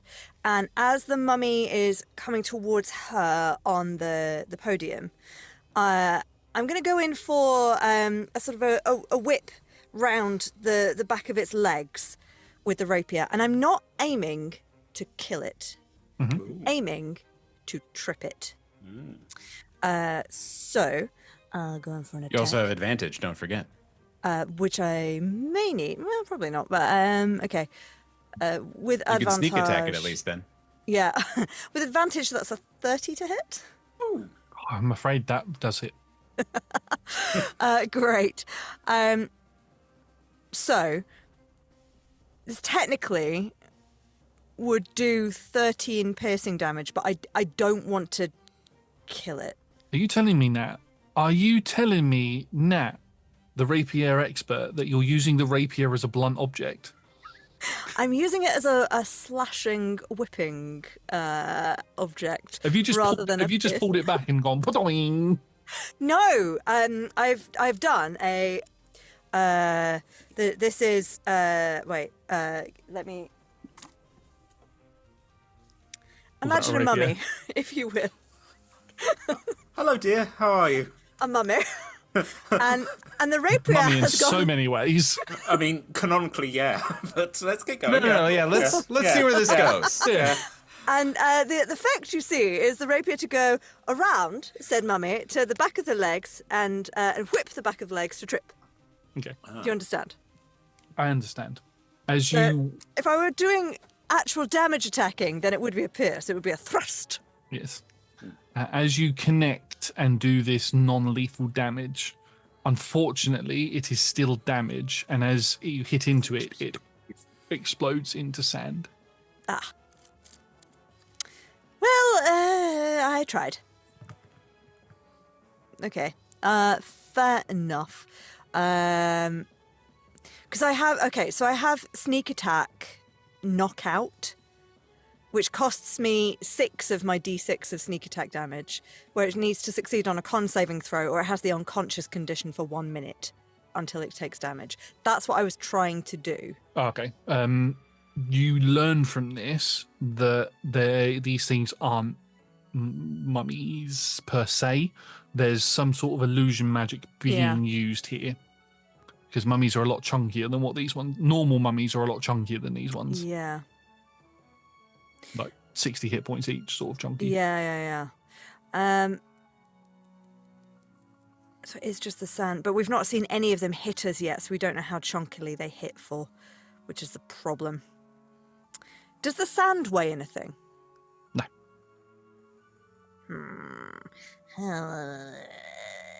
Okay. In that case, I would like to, as my bonus action, I'm going to stay where I am. Bonus action, fast hands. I would like to sleight of hand to pick a lock or disarm a trap with thieves' tools to try and jimmy this platform down. Okay. I mean, I'll ask for a roll. I don't see the point, but I'll ask for a sleight We'll of see hand what it check. comes up with. Yeah. Are you- Okay. Are you using your thieves' tools, or are you doing it with sleight of hand? Because that's two different things. I think I have to do it with thieves' tools.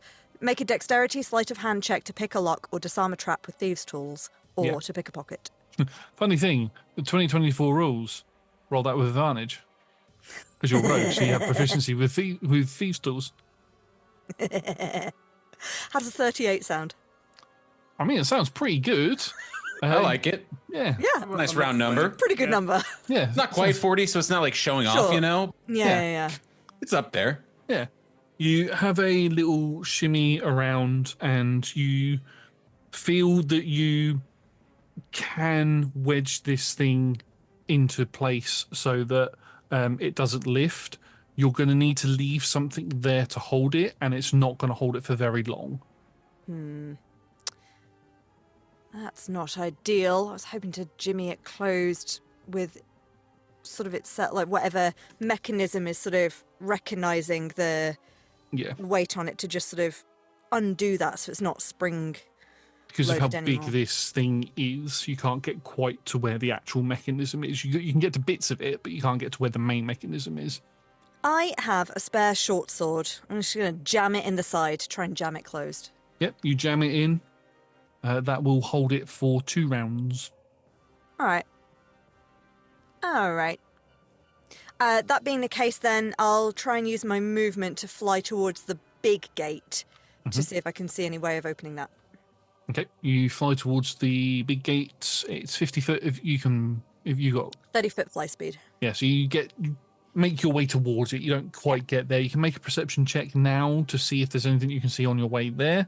I would love to. Investigation, I would say you would need to be a little bit closer. Sure. So 26 perception. 26. Okay, so similar to the previous doors, there's no crease in it, so it doesn't look like it opens outwards. It probably lifts upwards or goes downwards, one of the two. You can't see with a perception anywhere that looks like it might open it other than the platforms that you've been stood on. All right. Fair enough. I will head back on my next turn. Yep. Okay, so at the end of your turn, that is going to be the layer action. You hear groaning and moaning at the gates. I'm gonna ask for each of you to roll a d10 to see what is at the gate ready to come through. I didn't roll a d10 last time when the gate was closed. That is a very good point. So do not worry Are you about suggesting we should roll 2 d10s then? Nathan, no. it. I'm suggesting How about Nat should roll 4? 2d10. That's what I'm saying. That is true. So Is that what you want? I'll have a d10 from Tom and Nathan and 2d10 from Nat. It was going so well, Nathan. I'm having a great time. It's Playing just nice to Dungeons be out and of the Dragons with my house. friends. Yeah. It's good and great. Eight more mummies for me, please. Thank you. So there's 8 more sort of bundled up at the right side. And what about the left side? 5. Another 5. And what's the total? Well, now I've rolled well, so that's 15. Gate. Luckily, they're all on the other side of the gates at the moment. I'm going to mark down that we've had. We're not at the bottom of the round yet, so when we get to the bottom of the round, that's when one turn of the short sword will go. Philo, it's your turn. You've got 2 in front of you. All right. How big did we say the gate was? The big gate or the gates? Little gate. The little gates are 10 feet across. Okay. So just keeping Moonbeam there just in case they. And I think we can pretty much accept that these aren't the most. You know, when they don't have a lot of hit points. These sandy zombies, right? No. Okay. I think I'm just gonna I'm just going to shift the moonbeam like slightly over, so I'm going to hit one of the zombies. So it's still in the gate, but you know, just to hit one of the. Actually, hold on, no. I'm looking at this where it's like magic action, and I'm just like, is that just normal action? Yeah, that is a normal action. Yeah. Yeah, I think I'm happy with my moonbeam there where it is, because if the zombies are coming out of the gate, they're gonna pass through the moonbeam. I'm just gonna with my staff, which is an artifact and it's being passed down from generation. I'm just bonk, just bonk them with but with the staff of the woodlands. No. Bad mummy. Badonk. Badonk. Does 18 hit? 18 hits. We start with so 2 points of bludgeoning and also 4 points of fire. So just clunk. And dust. All sand. Understood. Are we running through? Because you've held the gate open with your sword. Are we going through it, or No, I've held it closed. No, the big gate is not the opening gate. at all. Oh, so we're just gonna stay here and hope whatever that is just stays there. Okay. It's just. We might have to. There's levers by the little gate that might hold them closed permanently. I might be able to get to one of them. How many? There are 2 levers on each gate. And how far away are we from the gates? They're 50 feet away from you. I mean, Remind me as I Google things. I also sort of look at him like precision. But then again, is it Josh? Are the levers up or down at the moment? They're up at the minute. So if something was just to bring something down onto it, that would be quite advantageous, probably. Potentially. You used to be able to cast Mage Hand. That would have been really useful right now. Yeah. Again, I should have brought a wizard. Only has a 30-foot No. range, though, I think. You can move it though, right? I think you can only move 30 feet away from you. I don't Yeah, know. so- I don't know what the new rules say, to be fair. It could be different. I'm on it. I'm on it now for reasons. Ah, You know, reasons. yeah. Don't worry about it. Don't worry about it. I mean, if I move, then that gate's going to open again. But then there's Moonbeam. What are we feeling? We want to tussle, or I can grab lever from here. okay, I might be able to get over and be a bit more hearty if I run back again as something else. Go for it. I mean, it is Wintermas. Owlbear! Poof! Woo! That's just a. Weirdly. Woo! It's a camp. It's as camp as Christmas, and it's here to play. I would like you to. I'd like you to tell me what noise an owlbear makes if it's not hoot. Surely a hoot growl. The growl comes. Have you played later. Baldur's Gate 3? Yes, as a Have you druid. watched the D&D movie? Yes. There we go. That's the noise it makes. One of those ones. Hoot. That's the one. This is the noise that your one makes. Yes. Yes. I'm also very glad that, because the rules have changed, when people are like, you can't be an owlbear, and then you go, look at this. You put it in the movie. Yeah. If it's in the Yeah, movie. so they changed it in the rules. Yeah. So they could do it. That makes so, sense. How... If I move... If the zombie right on top of me, I've taken It will one get an down. opportunity attack if you try to move away from it, yeah. What if... Again, this is where I'm doing Baldur's Gate rules. It's like, what if I did a big jump? From the top rope. If I leapt. Unfortunately, How one of many mummies can you land on? you... Philo from the top rope. All right. So first, I take off my shoes, or I take off my cloak, and then I put the cloak on the owlbear, and the owlbear walks up 100 feet and then jumps off using gravity to smush all the mummies. Growl.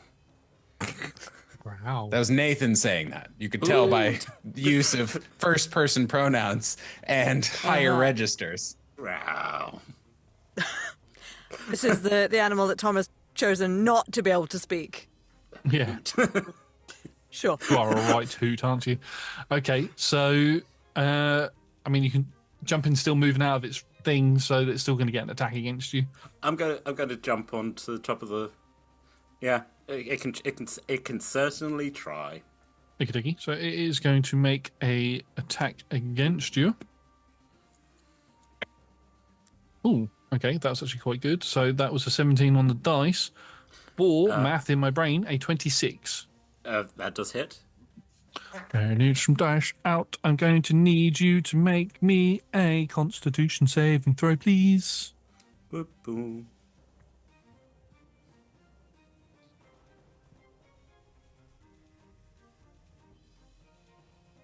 Dirty 20. Okay, so you're fine. But, all right, I picked two of the most unreadable dice up. You take 10 points of bludgeoning damage Hoot. and 15 points of necrotic damage. Ooh.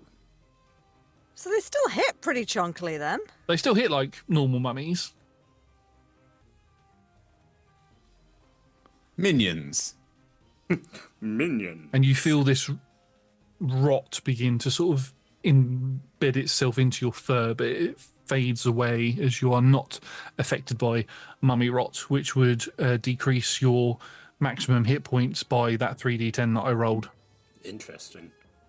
the owlbear turns and just goes, by the way, actually, yeah, I can talk. Mummy rot, don't let them hit you. Bad. I'm just gonna... Yeah, well, I didn't really have much to live for anyway. As I jump back into the pile of zombies. You run to the big lot and jumping on them. No, I'm jumping. Pouncing like an owlbear does. How far away is it? They are, I'd say, about 45 feet away because they're right near where the gate is. That's where the sleet storm's been cast. Yeah, I've got so 50 are movement. you affected by the sleet storm is the question. Yeah. Dexterity saving throw. Okay. Do we just want to hit the switch?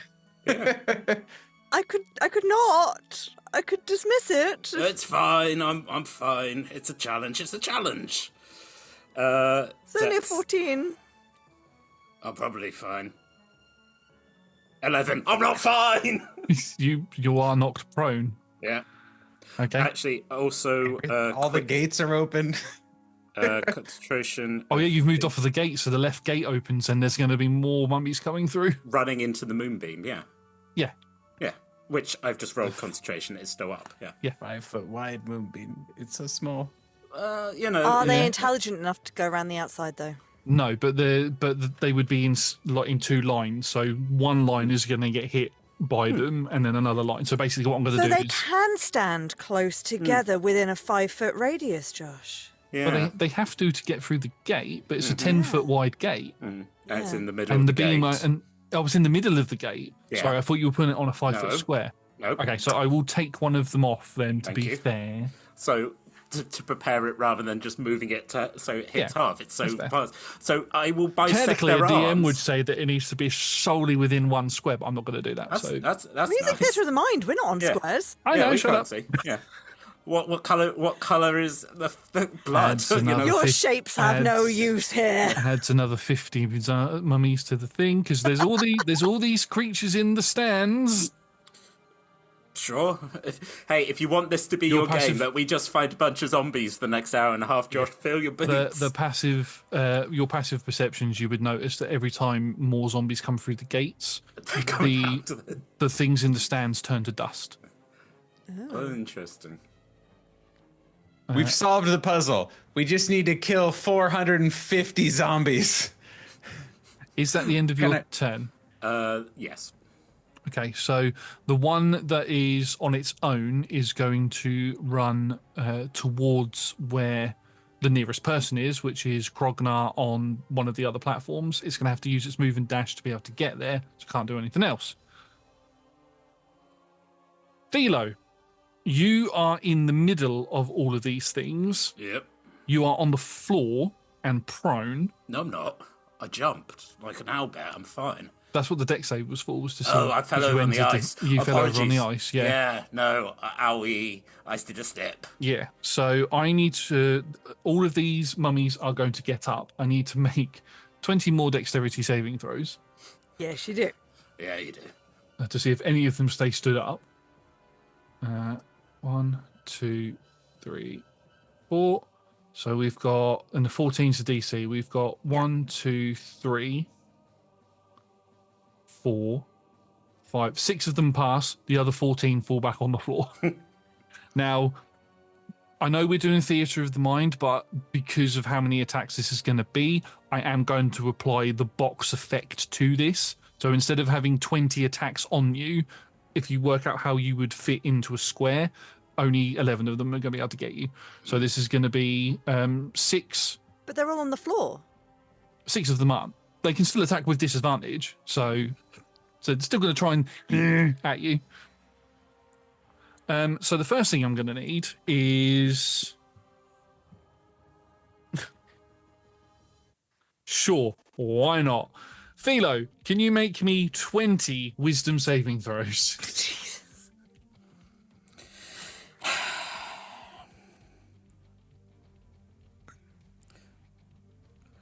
In fact, Grognar, can you make me a wisdom saving throw as well, please?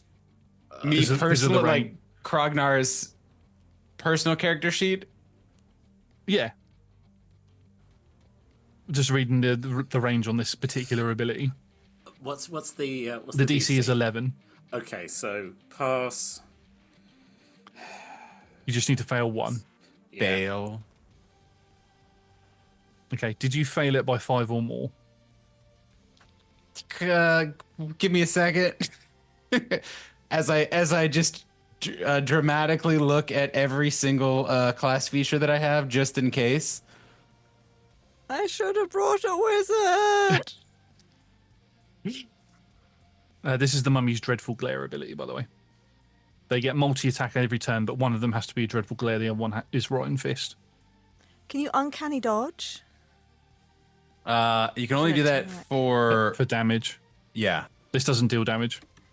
Okay. I did fail it by 5 or more. Okay, so did you fail, Tom? On my 17th roll, I got a 2. Oh, So okay, that was and that's 5 10. or more. Okay, so when you fail the wisdom saving throw, you become frightened of the mummy until the end of its next turn. However, if you fail it by 5 or more, you're also paralyzed during this I had such duration. schemes. It's only until the end of its next turn, which is its current turn. So you're only paralyzed for this round, which doesn't affect Grognar that much. But unfortunately for Philo, you're paralyzed, which means any attacks that hit you are auto crits. I'm sorry. Hold on. So the DC was DC's 11. no. I didn't get. I got a 10 on the roll. Oh, okay, because okay, so you're just I've got frightened then. 8 wisdom. So I'm Thank saying God that's for the that. Yeah. Okay, so DC's 11. You're I also frightened got of them. and that 20 for 28. Not going to help me, but No. you know. Okay, yeah. so you're frightened of them. Yeah. Ragnar is paralyzed until the end of this turn, but you're just frightened. They're still going to get to attack you, but they don't auto crit you. So Sure. I will do the 5 that have got disadvantage first. So sorry, I have no useful reactions for other people. That's all good. Okay, so that's a dirty 20 to hit on the first one with disadvantage because I rolled a 14 and an 11. 19 on the second one because the lowest I rolled was a 10. There we go. Oh, still an 18. Tom, why did you have to do this? Yeah. Did Tom do it, Josh? Was it Tom? Was it you? But Tom jumped dirty 20. So that's the disadvantages. That's a 14 to hit. That was really low. No. So the disadvantages all hit you. Thank God for that. That's a 12 to hit. That's an 11 to hit. That's almost a crit, but that's a 27 to hit. 28 to hit, sorry, because it's plus 9. Okay, so I'm going to need to roll a dice thing for this. This is going to be...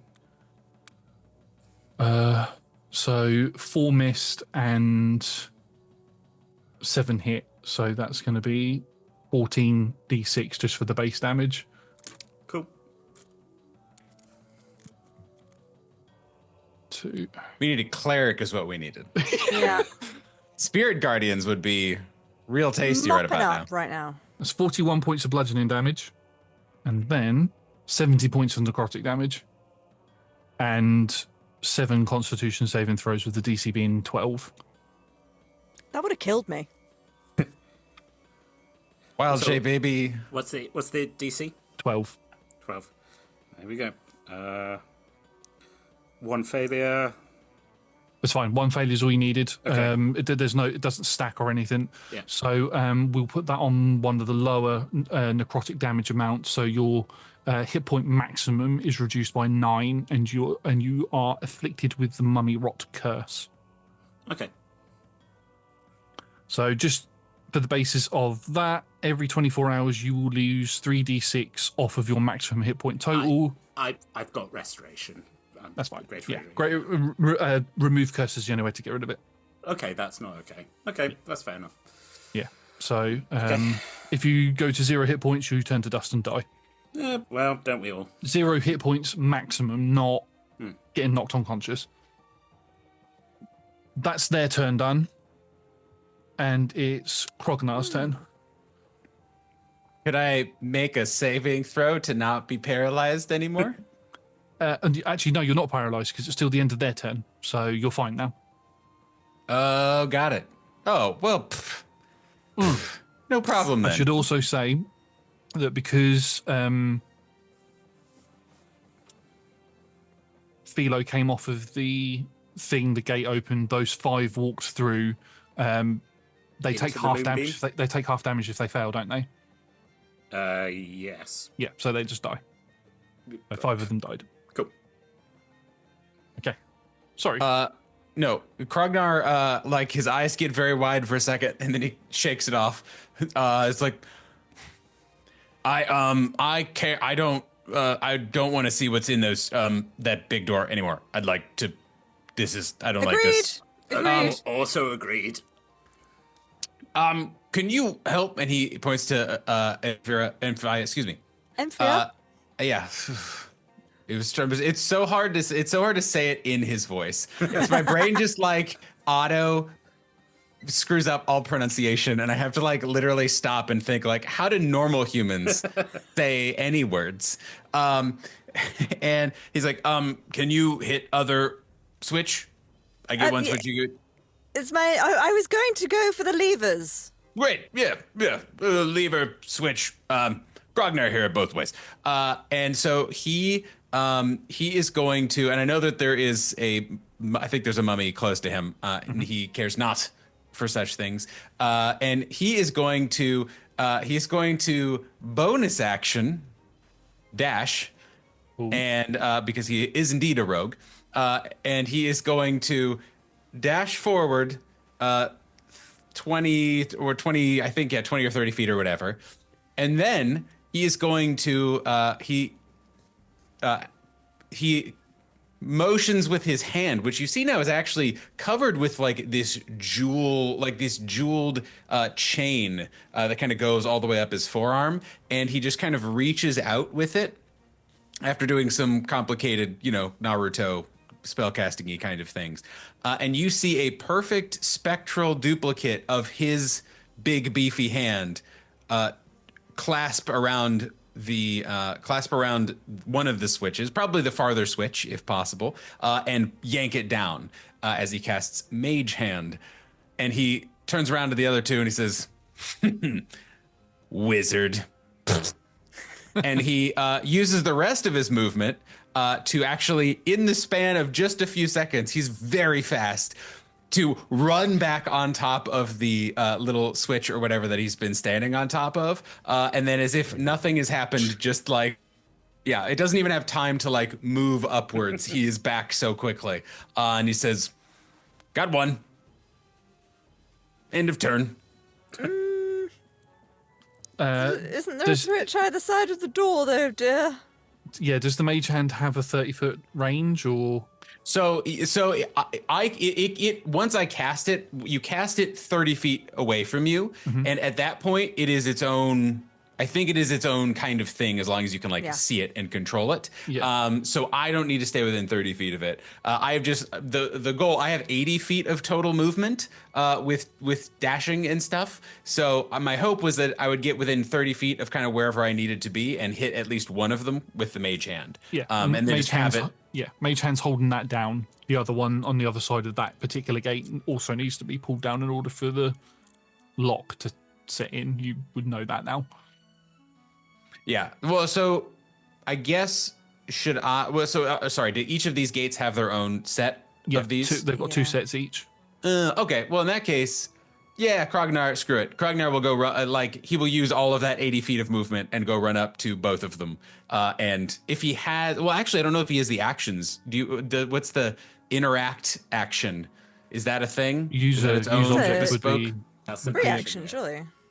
Object interaction. I'll allow it. Yeah, I'll allow it. Then I'll do that. I will. There will be 2 Krognar hands pulling down levers. Which gate are you going for? The Preferably right, the one middle, or left. I'm actually going to go the middle one because I know what I've rolled for dice, and there's quite a few guys that are just waiting there. And now that I am off the pedestal, that gate is closed for one more round. And it is the only gate that's closed.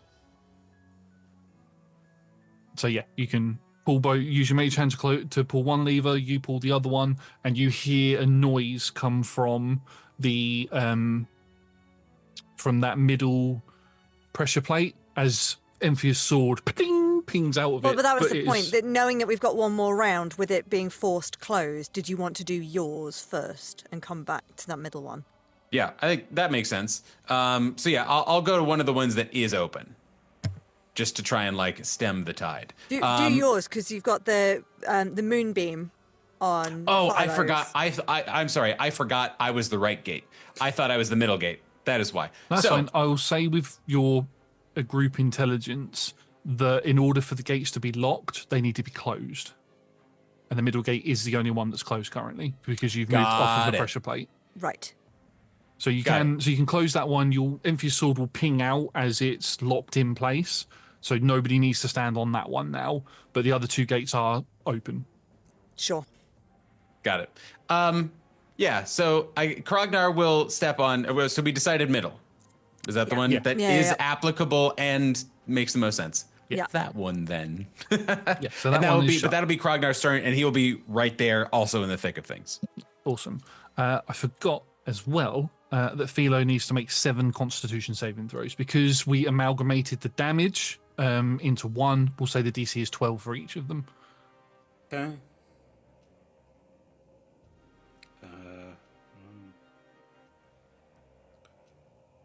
I You've got not suffered enough. No. I got a 10. Sorry. So, Yeah, the moonbeam will fizzle out. There are no mummies left, though, because all of those ones had run through that beam and had died, so it will just be whatever sort of comes out next. So you haven't got 15 like there were behind the middle one, so I can get rid of those ones. Because they cannot come out. You do watch, though, Grognar, as you pull those 2 levers and you look at the ones that are behind, they all disappear into dust, and then Emphia would notice that more skeletons appear in the stands again. But they're not doing anything, they're just sort of sat there like they're watching. Is that the end of your turn? Okay, so we then move to the top of the round, and it is Emphia's turn. Top of round 3. Okay, so I know the logical thing is to go and stand on the podium so Krognar can pull the levers, but also concerned about how ill Philo is looking right now.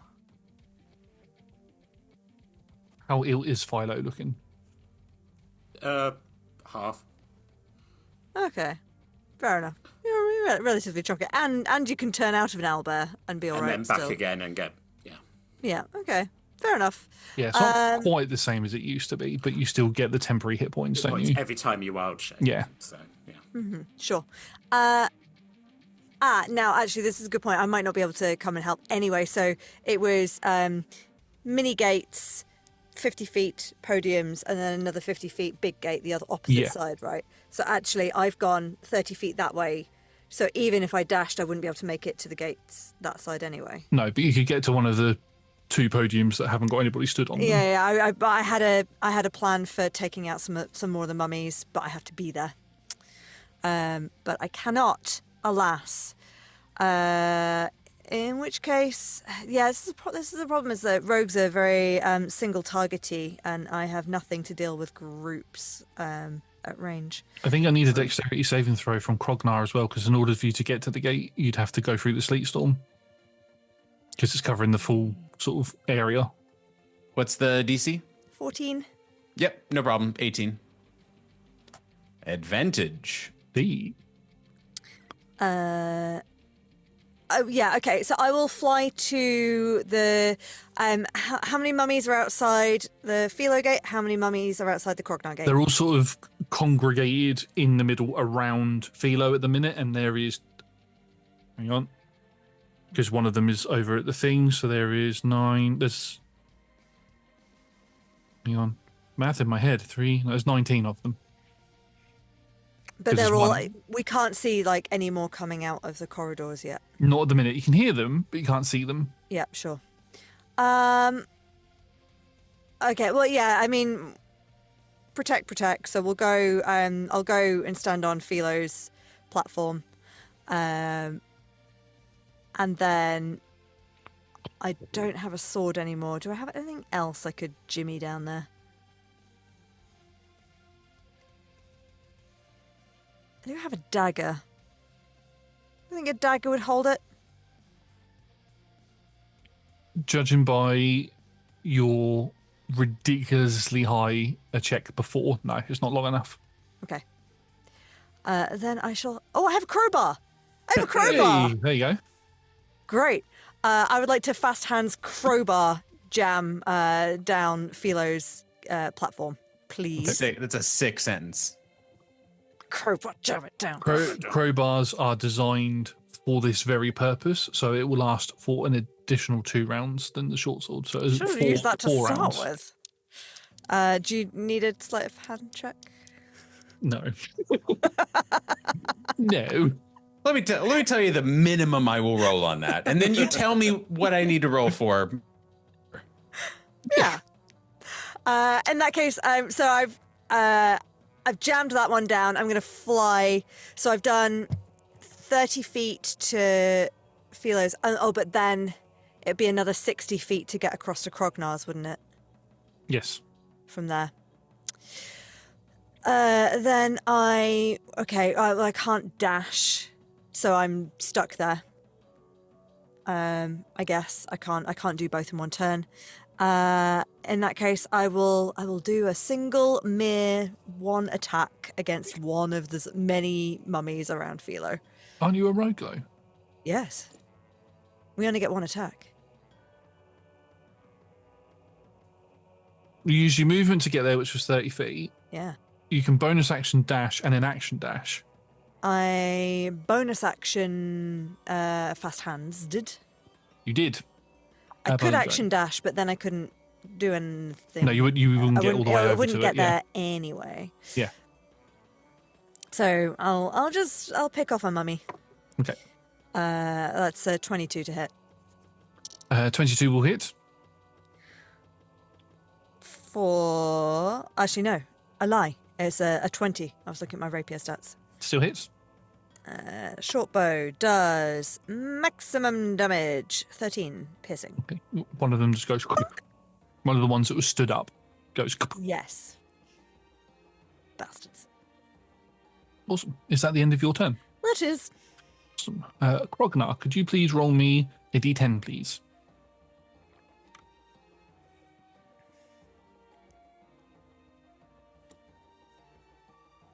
Or it's fine. That's it. No, low is good. Low is good. Yeah, that's fine. So the 4 of those join the other 8 that were behind that gate. They will move on their turn. So that'll be another 12 that will come in from that gate. next we have Philo's turn. Philo, you're currently prone. When do you need to roll the dexterity saving throw for Sleet Storm? Is that as soon as you get up? Let me check. When a creature enters the spell's area for the first time or starts its turn there. Okay, so because you'll use your half your movement to get up, it's technically not the start of your turn, so you'll be fine. You won't need to roll a save. Cool. How many zombies around me? You've got the ones that 11 of them attacked you, but there are 18 around you in total. Right. With another, you can see another 12 getting ready to come out of the right gate, which is open. Oh, in fact, I do need a D10 roll from you to see what ones are behind your gate, just in case it opens. 6. 6. So there's another 6 behind your gate as well. Okay. How far away? How far away from the switches am I? So from where you are currently, you are 30 feet away from the left or right gate and 15 feet away from the middle gate, which is already shut. I think I didn't quite get the distances in my head. I thought I was jumping right to the gate from that, but okay. You were very close to the middle gate, but obviously because of the ice, you slipped over. Slipped, yeah. You would have got to it, but the other gates are 30 feet away from each other. Which gates are shut? Which ones had the levers pulled? The middle gate, and then the left gate is currently shut, but the levers haven't been pulled on it. Okay. Right gate's open. Yeah.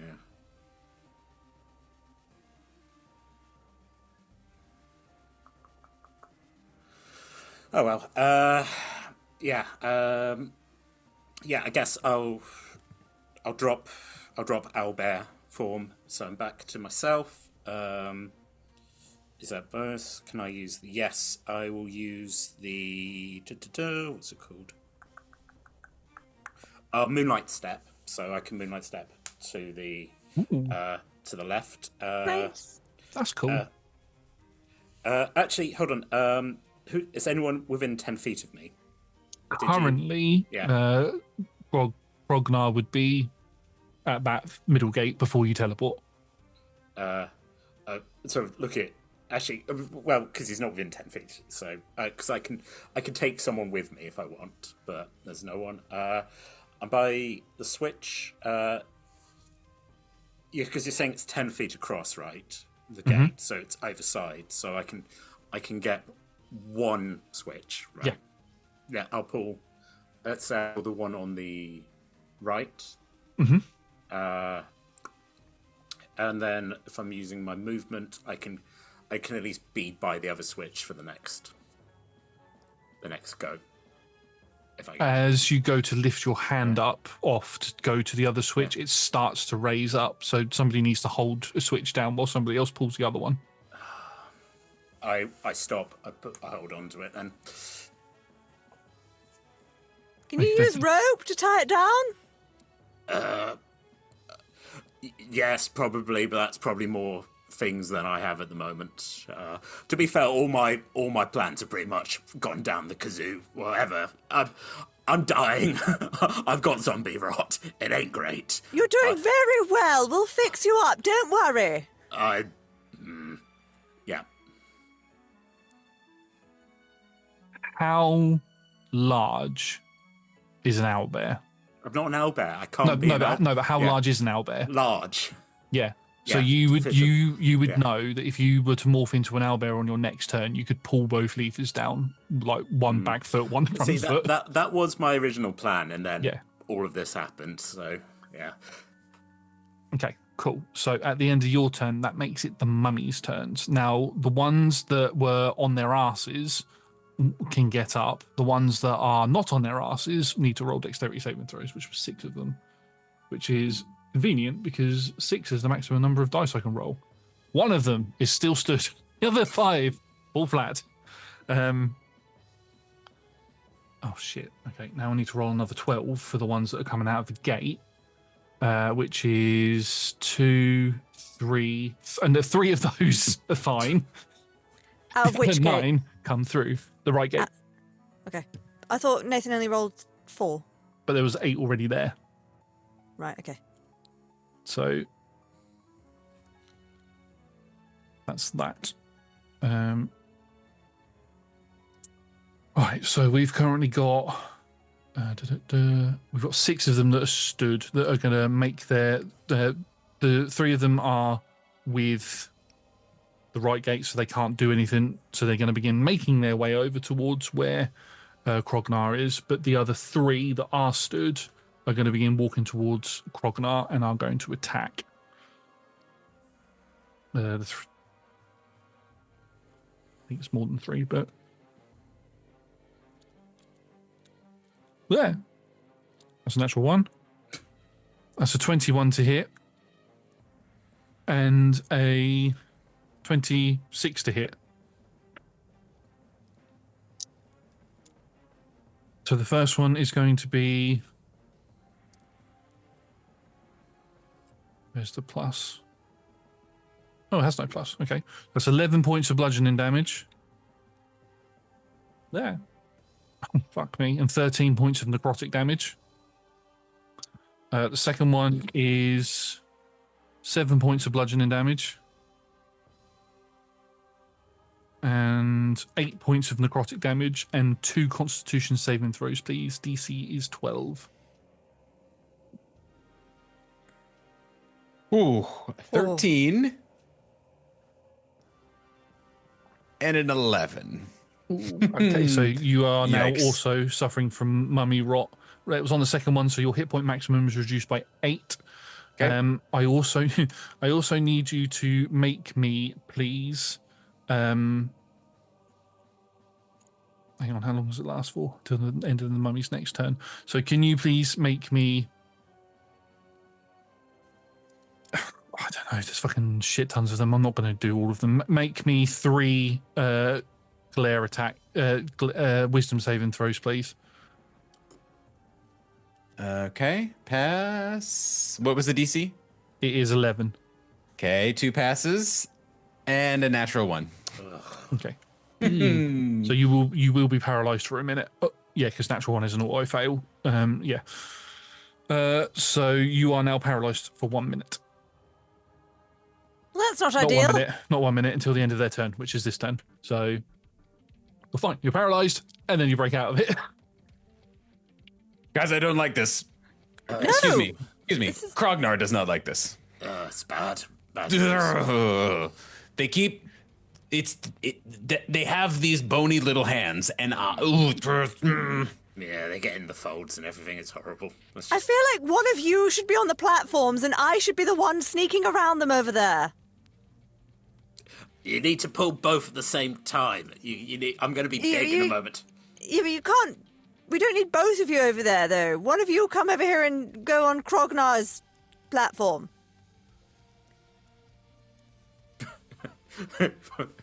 Choices. Rognar, it's your turn. Okay. So quick question. Yes. So there has to be someone on the platform at the exact moment That both levers are pulled. that both levers. Okay. Then I won't do any additional shenanigans. I will, since I'm close, I'm in a bonus action disengage from the many mummies that are surrounding me, and I will probably I will go over with my mage hand to whatever gate that is being stood on at the moment, and do another double pull. Well, the one that's currently shut at the moment is the one that Philo is currently at, so you won't need to use your mage hand, or you could use mage hand if you wanted to, move within range to pull it, and then start making your way towards the other one. Yeah, so that's what I'll do is I'll basically like send my mage hand the other direction or towards the other gate, and then yes, I will use my disengage action. I will pull and use whatever remains of my another 10 or whatever feet of movement to just like keep moving in that direction. And I think I'm gonna do that and not use a rage, and that'll be my turn. Is like pull the lever, pull the lever, pull the lever, pull the lever, pull the lever. You hear the noise, the crowbar ding pings out as it fully slits into place as that's locked. And Philo, you watch as the 6 mummies that were behind the gate disappear into dust, and then they form back into the crowd. Can I, because I didn't move from that platform because I didn't have any movement left, can I catch the crowbar? Yeah. I mean, you're dexter enough. I'm not going to ask you to roll. You can roll if you want to. That's all right. I'll if you'll let me have it, I'll grab it. Yeah. Sure. Yeah. Thanks. I mean, when you make your way towards the next platform, I could say you'd swoop your short sword up as well. Sure, why not? Yeah, why I don't not? need it really, to be honest. I don't have enough hands. It's very true. Is at the end of your turn, Krognar? Yes, it is. Even want to say Grog. We go to the top of the next round, and it is Emphia's turn. Okay, so actually, yeah, Philo's platform's sorted. It's just Krognar's platform. Yes. And hopefully... Okay, fine. Yeah, I will have to dash to get over to Krognar's platform. I will land on it. I will have to, I guess, action dash so I can bonus action fast hands to sleight of hand the lock. Well, I suppose it kind of doesn't matter. I've done. I can use one for whatever, right? Yeah. Then I do that. Crowbar for blam. I will say that there is still a mummy stood next to this platform. Oh, hello. Shove it. Well, I don't have an extra action. This Headbutt is the it. problem. Yeah. Oh, you know what I will do? The thing that I was going to do, if things weren't so bloody far apart, is the Mistral Mantle. I can move when I move within 5 feet of a creature. I can cause the cloak's cold wind to buffet it. Can it please make me a DC 14 Dex saving throw? Nope. is to the roll, not to me not doing it. Great. Then, Emphria, as she grabs the crowbar, she flies over, and as she gets close, she does like a big ponytail toss, but with the headscarf that she's wearing, and it'll just slap the zombie. It falls prone and takes 6 cold damage. Explosion to sand and rags, which then Yes. fade away. Let that be a lesson to the rest of you. You should all go away. Yeah. Lands on the platform. Jimmy's the crowbar. Looks ready to dash and dive into whatever pile is left. But Awesome. that's all I can do. Moving to the layer action, Krognar, could I have a D10 roll, please? This is just to see what forms up behind the gate.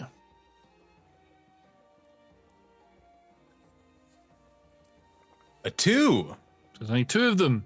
2 lonely mummies stood behind the gate. As we move to Philo's turn, Philo, you've watched as Krognar's mage hand has pulled the other lever for you and has locked it, and you're now free to move around if you want to. There are currently no mummies around you because all of the ones that came out of this gate have died, and the rest of them are ice skating at the minute. Okay, so this gate is locked. Locked. Okay. So as soon as you let go of the handle, like sort of to test it, it doesn't move. Right, okay, so that's not a problem. Middle one is locked. It's Krognar's one down the right, which is the...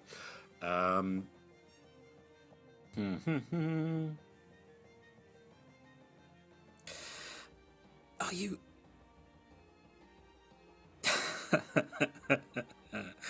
I mean, an extra pair of hands is always useful, right? Of course. Yes. Depending on the situation. As I whistle, as just something... And what shall I make you? It's a weasel. As a weasel just appears and it's like, ha! Exactly, just please. As I'm like, okay, welcome. We're gonna go. Just Weasel, I choose you. It's got the little comb over if we're doing the Pokemon. It's a fun little fact here, folks. I have been using Weasel as my gaming alias name for since I was a child. It's a good one. It's a good weasel. So me. Okay, so that's an action. I can bonus action. I can get round. Is anyone else planning to pull these levers, or is it just going to be me and Krognar Weasel? is making his way cannot. to pull one. Okay. Yep. I've been. My mage hand is either already there or close by. So. I'm always feeling like I'm going to use my moon thing again, move round. Weasel's going to try and run, get up, and like tiny little Weasel can jump and try and pull the lever down. How far can you teleport with it? With my teleportation thing, 30 feet. Yeah, so you could easily 30 feet then move to get to one of the levers and pull it down, and then the weasel could pull the other one down. Yeah. Yeah. A weasel just goes, and just lands and it's pulling it down. So, and it goes down as do you pull the other one down. You hear the lock, the crowbar pings out. You're able to catch it, and as that happens, you watch as, or you feel as the entire arena shakes, and all of the mummies that were out in the arena turn to dust and fade away. I should bloody hope so. and don't come back. And the big, really big door behind you begins to pull down, and you can see a large corridor that, as I said before, a rather large giant could walk through. Now, see here, corridor. If there is a giant gelatinous mummy zombie dragon behind there, we're not interested. Go away. Philo, do you need to heal? Yeah. Does anyone else need healing? I'm still quite sprightly. Not. If you have Krognar take. Sure. Okay, hold on. Krognar just sort of like, you feel like the glow of magic. You heal 28 hit points. I then cast Cure Wounds on myself for 36. How many spells have people cast since you've been in the arena? Just as a quick question. None. Wild Shape, I mean, my weasel's here now. Hiya! I cast the weasel spell. What about spells of 4th level or lower? I'm just checking. A cantrip, I guess. Yeah, a few. Yeah. I have invoked the Mantle's rune to cast the Sleet Storm spell. So I have, yeah. So Sleet Storm was technically a level 3. Oh, Okay. actually, I don't know what. Yeah, 3rd level. Yeah. Well, I've dropped it, by the way, as well. All of you, when you have cast those spells, have felt like a slight pain in the back of your head, which would have dealt damage to you, but hasn't for whatever reason. I don't like this room. It's headachy. It's less fun. Yeah, let's keep it going. Let's go get ourselves a wish, and then. Yeah, your new companion looks delicious. I mean, delightful. Weasel just looks up like, what's going on, boss? She could eat me. No. Just large owl eyes. Oh no! Just sort of like disappears inside of the fur. No, he's not that tasty. He's spiritual. I don't know what you mean. I said delightful. Anyway, Krognar. All of this is all echoing down the halls as we're walking. Yeah.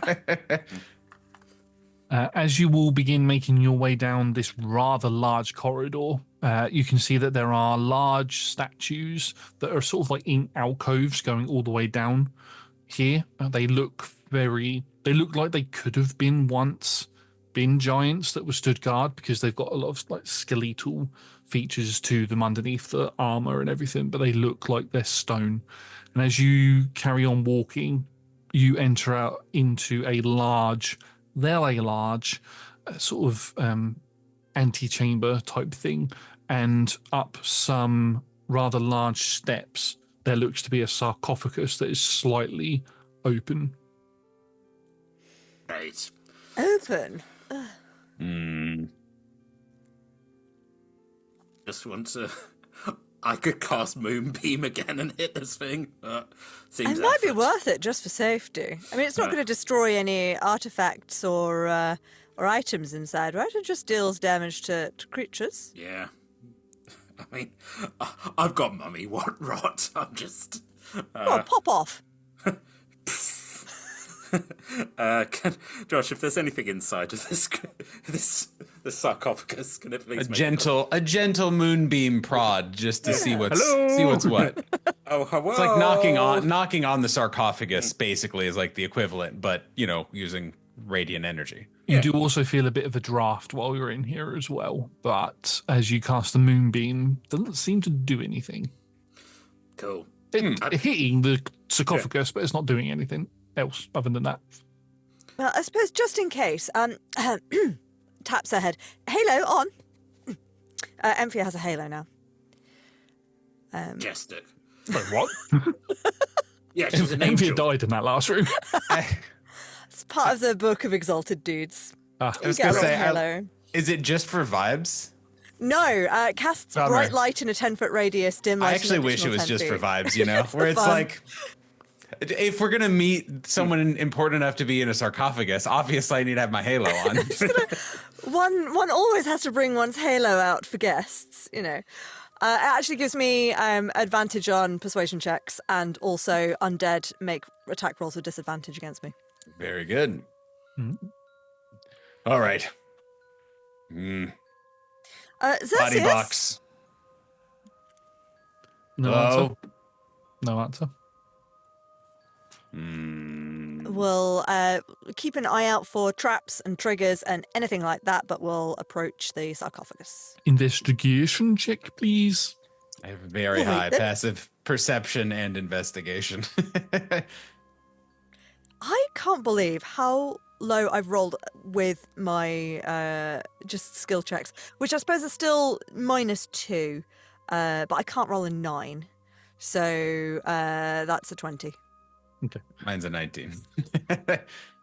It looks like both of you find that there was once a set of traps around here, but it looks like they've been deactivated. A lot of that. Probably recently, because you can see that there was coats and coats and coats of dust in here on the artifacts and things that are dotted around. Makes sense. But you can see there's footprints sort of around the sarcophagus and sort of like a looks like it's been opened at some point because there's drag marks everywhere. And again, with your all of your massively high passive perceptions, you can see that in the ceiling there is a very large hole. Oh, I feel like we would have noticed that as soon as we walked in. You would have thought, especially 'cause that's where the moonbeam's coming through. Oh, How are you doing? draft The moon. Yeah. So you didn't actually summon that one. That was just... It's very weird, you know. I guess usually I'm like, oh, it's just the power of the moon, but that is literally just a beam from the moon. I would like to clarify that you couldn't see, you could feel the draft when you walked in, but you couldn't see it until you got up to where the sarcophagus is. Certainly, sure. All But right. at least we have a way out now. We can just fly up We there. could just all kind. fly out the entrance. It does suggest that Xerxes has somewhat escaped, though, which is not ideal. All right. We go check. Are we going up?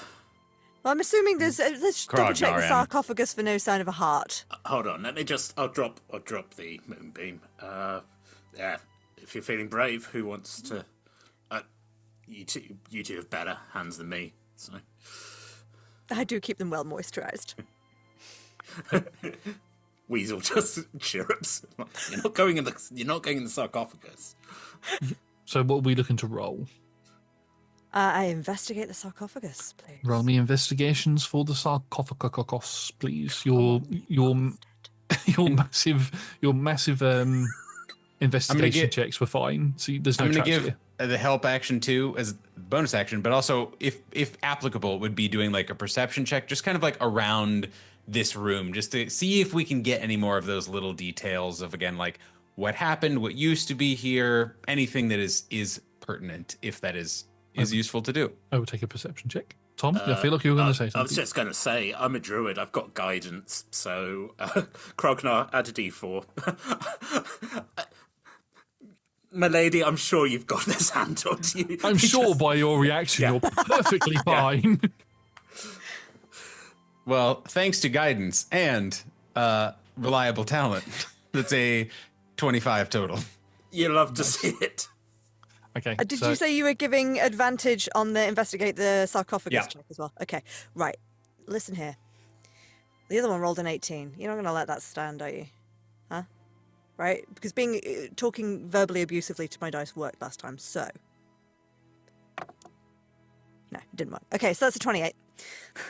Okay, so we'll go for the perception check first. As you are looking around this room, you've seen all of the stuff that I've described before, with that there were traps here, that it's been disturbed recently. Looking around more at the sort of stuff that is buried here, there's lots of sort of symbology and artifact-based things that you would expect to find in a tomb they're the sort of things that you would expect to find in a tomb, but you've never found in the tomb, because every time you've gone to a tomb, they've already been tomb raided. So whoever's been here has not raided the valuable stuff in here. Mm-hmm. Looks like they've just done whatever. Bigger fish to fry. Yeah, basically. Nobody has detect magic, do they? Yeah. You can cast detect magic if you want to, yeah? I'll cast detect magic, yeah. Okay, so with detect magic and sort of moving around the rooms, you can get sort of a full bing sort of thing on it. The sarcophagus is exuding a faint glow of magic, not too much. Don't ask me which school it is, but it's the school that what's the one that freezes people in time? Chronomancy? No, there's the most powerful of all the magics. Yeah, Josh. no, there's a spell that freezes somebody in time, and I can't remember for the life of me what it's called. Time stop. It's not time stop. It's like a permanent thing. You can do it for up to 100 years. Quince something or other. Quince jam. Yeah. I don't know, none of us have been high enough level wizards, clearly. Yeah. Stop or wizards, talking apparently. about wizards. Bloody wizards. Nothing else in this room is magical in terms of the artifacts and the gold and things that are around. You do pick up a faint sense of magic going from the sarcophagus all the way up and out of the hole.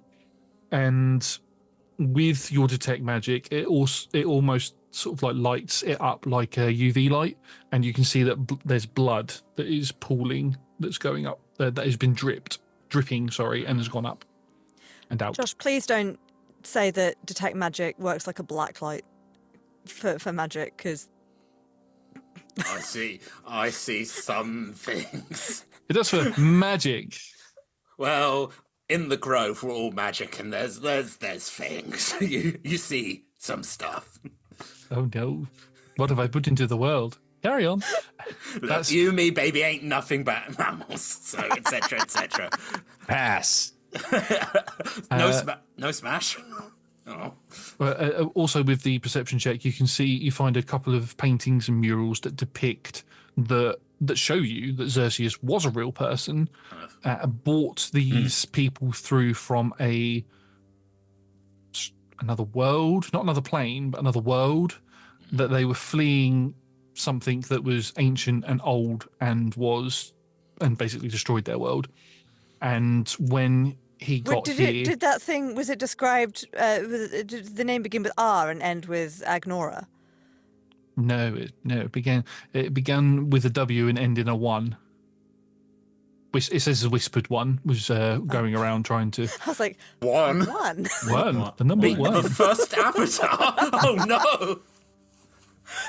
But yeah, and when it pulled through, when they came through here, it depicts that Xerxes was trying to find a way to defeat this figure, and one of the things that he had to do was sacrifice all of his people to gain power. And you watch, you see a painting of all of his people sort of sacrificing themselves for him, and a little sort of diamond-shaped phylactery was created, and that phylactery was then put into a golden heart as Xerxes was imprisoned and mummified, basically.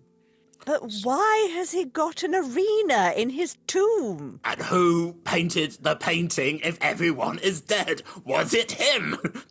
Is he very good at painting and painted his own life? I suppose if you're a mummy, you've got a long time to sit and do nothing.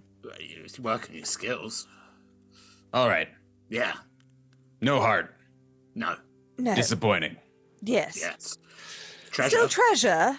We could take Treasure. as much of that as you can carry. We can flog it in the nearest town for whatever, I suppose. Take paintings. paintings, yes. I think Cool. Emphia will also have drawn out a quill, and I don't know, is it sacrilegious to write in the Book of Exalted Deeds? Who's going to complain? What are you writing? Yeah. Depends on what you're writing, I suppose. Are you Just notes on what we've looked at, and that, like, Xarius real, did this thing. Would you count this as an exalted deed? Yeah. Then put it in the Probably, book for yeah. future generations. If Yeah. it's not, like, I feel like Yeah. either it was in the book already and I would have read about it and known all this already, or it's not in there, so it needs to be in the book. Yeah. Now, is Emphia the sort of person that would draw crude things in books or write something crude into a book? No, never did. She is a lady, sir. How dare you? No, I just thought I'd ask, because the thing was going to be that if you'd ever tried writing anything crude Oh, yeah. or anything untrue or drew a dick in a book, it would phase away Please. from the book. But as soon as you write factual statements that are actual historically accurate, they seem to, like, the page itself, or each page that you write on, seems to shimmer and put like a sheen over it, so whatever you've written down is now protected and will be permanently in this book forever. It's self-emanating. Through reading the book, it is in multiple different handwritings, like people have been writing through it for millennia. I mean, the implication is also if you were to do something crude but exalted, that it wouldn't be in there. Like, if you had to draw a drawing, you'd just have to not draw bits in. I mean, I tell you something, I've done quite a few things that are both divine and crude at the same time. Question. I bet you have. Please, Grognar, save us. So, Krognar, not classic hero archetype. Oh, don't put yourself down. Krognar very has not done strapping. many exalted deeds. Should we go tell people just about Yeah, we probably... Yes, I feel I've probably, I'm saying this slightly extra diegetically, I've probably got some contacts I should tell about this, yes. Okay. Treasure. We don't tell about treasure. We find no well- treasure. We Just- can take some of the slightly more generic pieces to flog about the markets, surely, and then but nothing particularly telling. And then these more specific pieces, I imagine there might be. Well, you know, if we couldn't rescue the heart, liberate the heart, if that's out in the wild, then that is quite serious. So I imagine some slightly more regional powers ought to know. Yes. Okay. Also, we Sound probably... good. We probably need to go talk to, like, a member of the clergy and decurse ourselves at some point. Maybe Did trade. your grove not do a little decursing? I should probably go back to the Grove and have a word with Eldaf and see what's up. But yeah, I mean, you're all welcome to come back to the Grove. We've got berries, lots and lots of berries. Do you do tea? Yeah, of course we do tea. Love to. Marvelous. A plan. A plan as we just fly up. Well, before you fly up, the investigation check, investigating the sarcophagus, you I find thought we'd done it already. no, that was just perception and detect magic. We were sure. talking about We went books. off on our own little journey there. Yeah. The investigation check, you find a piece of paper inside the sarcophagus. Doesn't look like it's aged or anything. It looks like it was recently written. It's an IOU note. Yes, I owe you one mummy. It's a note that is addressed to Xerxes and states that the Whispered One has returned and wants to speak to you. Meet us at, and it lists a pyramid and gives. And it doesn't list a pyramid. It lists coordinates. Well, I suppose actually we could try heading there. See what's going on. We'll do that first, or do we want to go have a little Well, bit? I suppose I am rather more interested in the objects rather than the actual sort of entangling with the end of the universe situation. It sounds like a lot of work. We have treasure. We sell treasure first. We get supply. Krognar not have full lung capacity right now, so Yeah. feel good to fix. Yes, we're not at our best. We ought to be at our best if shenanigans were to occur. I do have to keep doing kind things every 10 days, though, so I can't fully just steal everything in here. You could do nice things back in the grove, like Yes. pants out and like You make could sure always steal everything in here, sell it, and then give some of it to charity. Yes, that kind of sounds thing. like the kind of thing I'd do. Maybe. Yes. the charity of We making just sure. start absolutely armfuls of armfuls. How much can you nonsense. carry, Krognar? It's Yeah, does anybody whatever. have a bag of holding? Get your big hand out again. No, but Krognar would just. Krognar innately knows how light he still needs to be to run away from dinosaurs, and carries 4 gold pieces less than that. And the answer is a lot of gold, like a lot of stuff. While all of this is happening, as you were walking down into this room, you heard clicks and clacks and opening of gates and things behind you. Basically, the dungeon has reset itself. So if you were to go back that way, you'd have to do everything again. But conveniently, there's a hole in the ceiling. So does anybody have a bag of holding? Now, that does feel like something I should have taken. I took gloves of thievery instead. That's fair. So you can take an amount of stuff, and you can all leave through enough that you're not going to get bogged down and eaten by dinosaurs on the way back, because you need to get past those dinosaurs. But because we are at the end of the session, we will say that's fine. You are able to do that. You will return, each of you, to Port, and now I can't say this name, but I'm going to try it. Port Nyanzara, which is the port. Just say it again, Josh, and say it with confidence, and no one will be able to tell you different. Okay, Port Nyanzara. Josh. It's outrageous. Wow. Well, it's very clear. I dislike all of you. Kill my mummy for us. Other than Nathan. Nathan did nothing. Oh, yes. Nathan never just does that. anything. Yeah. You return. You're able to get yourselves a large amount of gold. Let's say 10,000 each. It's quite a lot of gold, I'd say. And that is where we are going to end tonight's session. As our party members are not really that interested in the world-ending things, there won't be a post-credit scene. We'll just see what happens with this in a different adventure at some other point. So, thank you very much, everybody, for watching. We have been Roll Together RPG. If you like what you've seen, you can catch us on Twitch on Mondays, Tuesdays, and Wednesdays from 6 p.m. UK time. Mondays and Tuesdays, we do D&D content, and Wednesdays, we do live streams, other TTRPGs, and other stuff. You can also check us out on YouTube, which you currently are at, by searching Roll Together RPG podcasts, Roll Together RPG. Thank you to our sponsors and supporters, and also to the D20 Club and Dice Heads on Patreon. They are fantastic. They are the best. You can join them from as little as 1 of your local currency per month, or 1 goat, which must be sent to Tom for various different reasons. And with that, we are going to say good night. Good night. Good night. Good night. Good night. Post-credit scene. Us just petting some rabbits. Going, yay.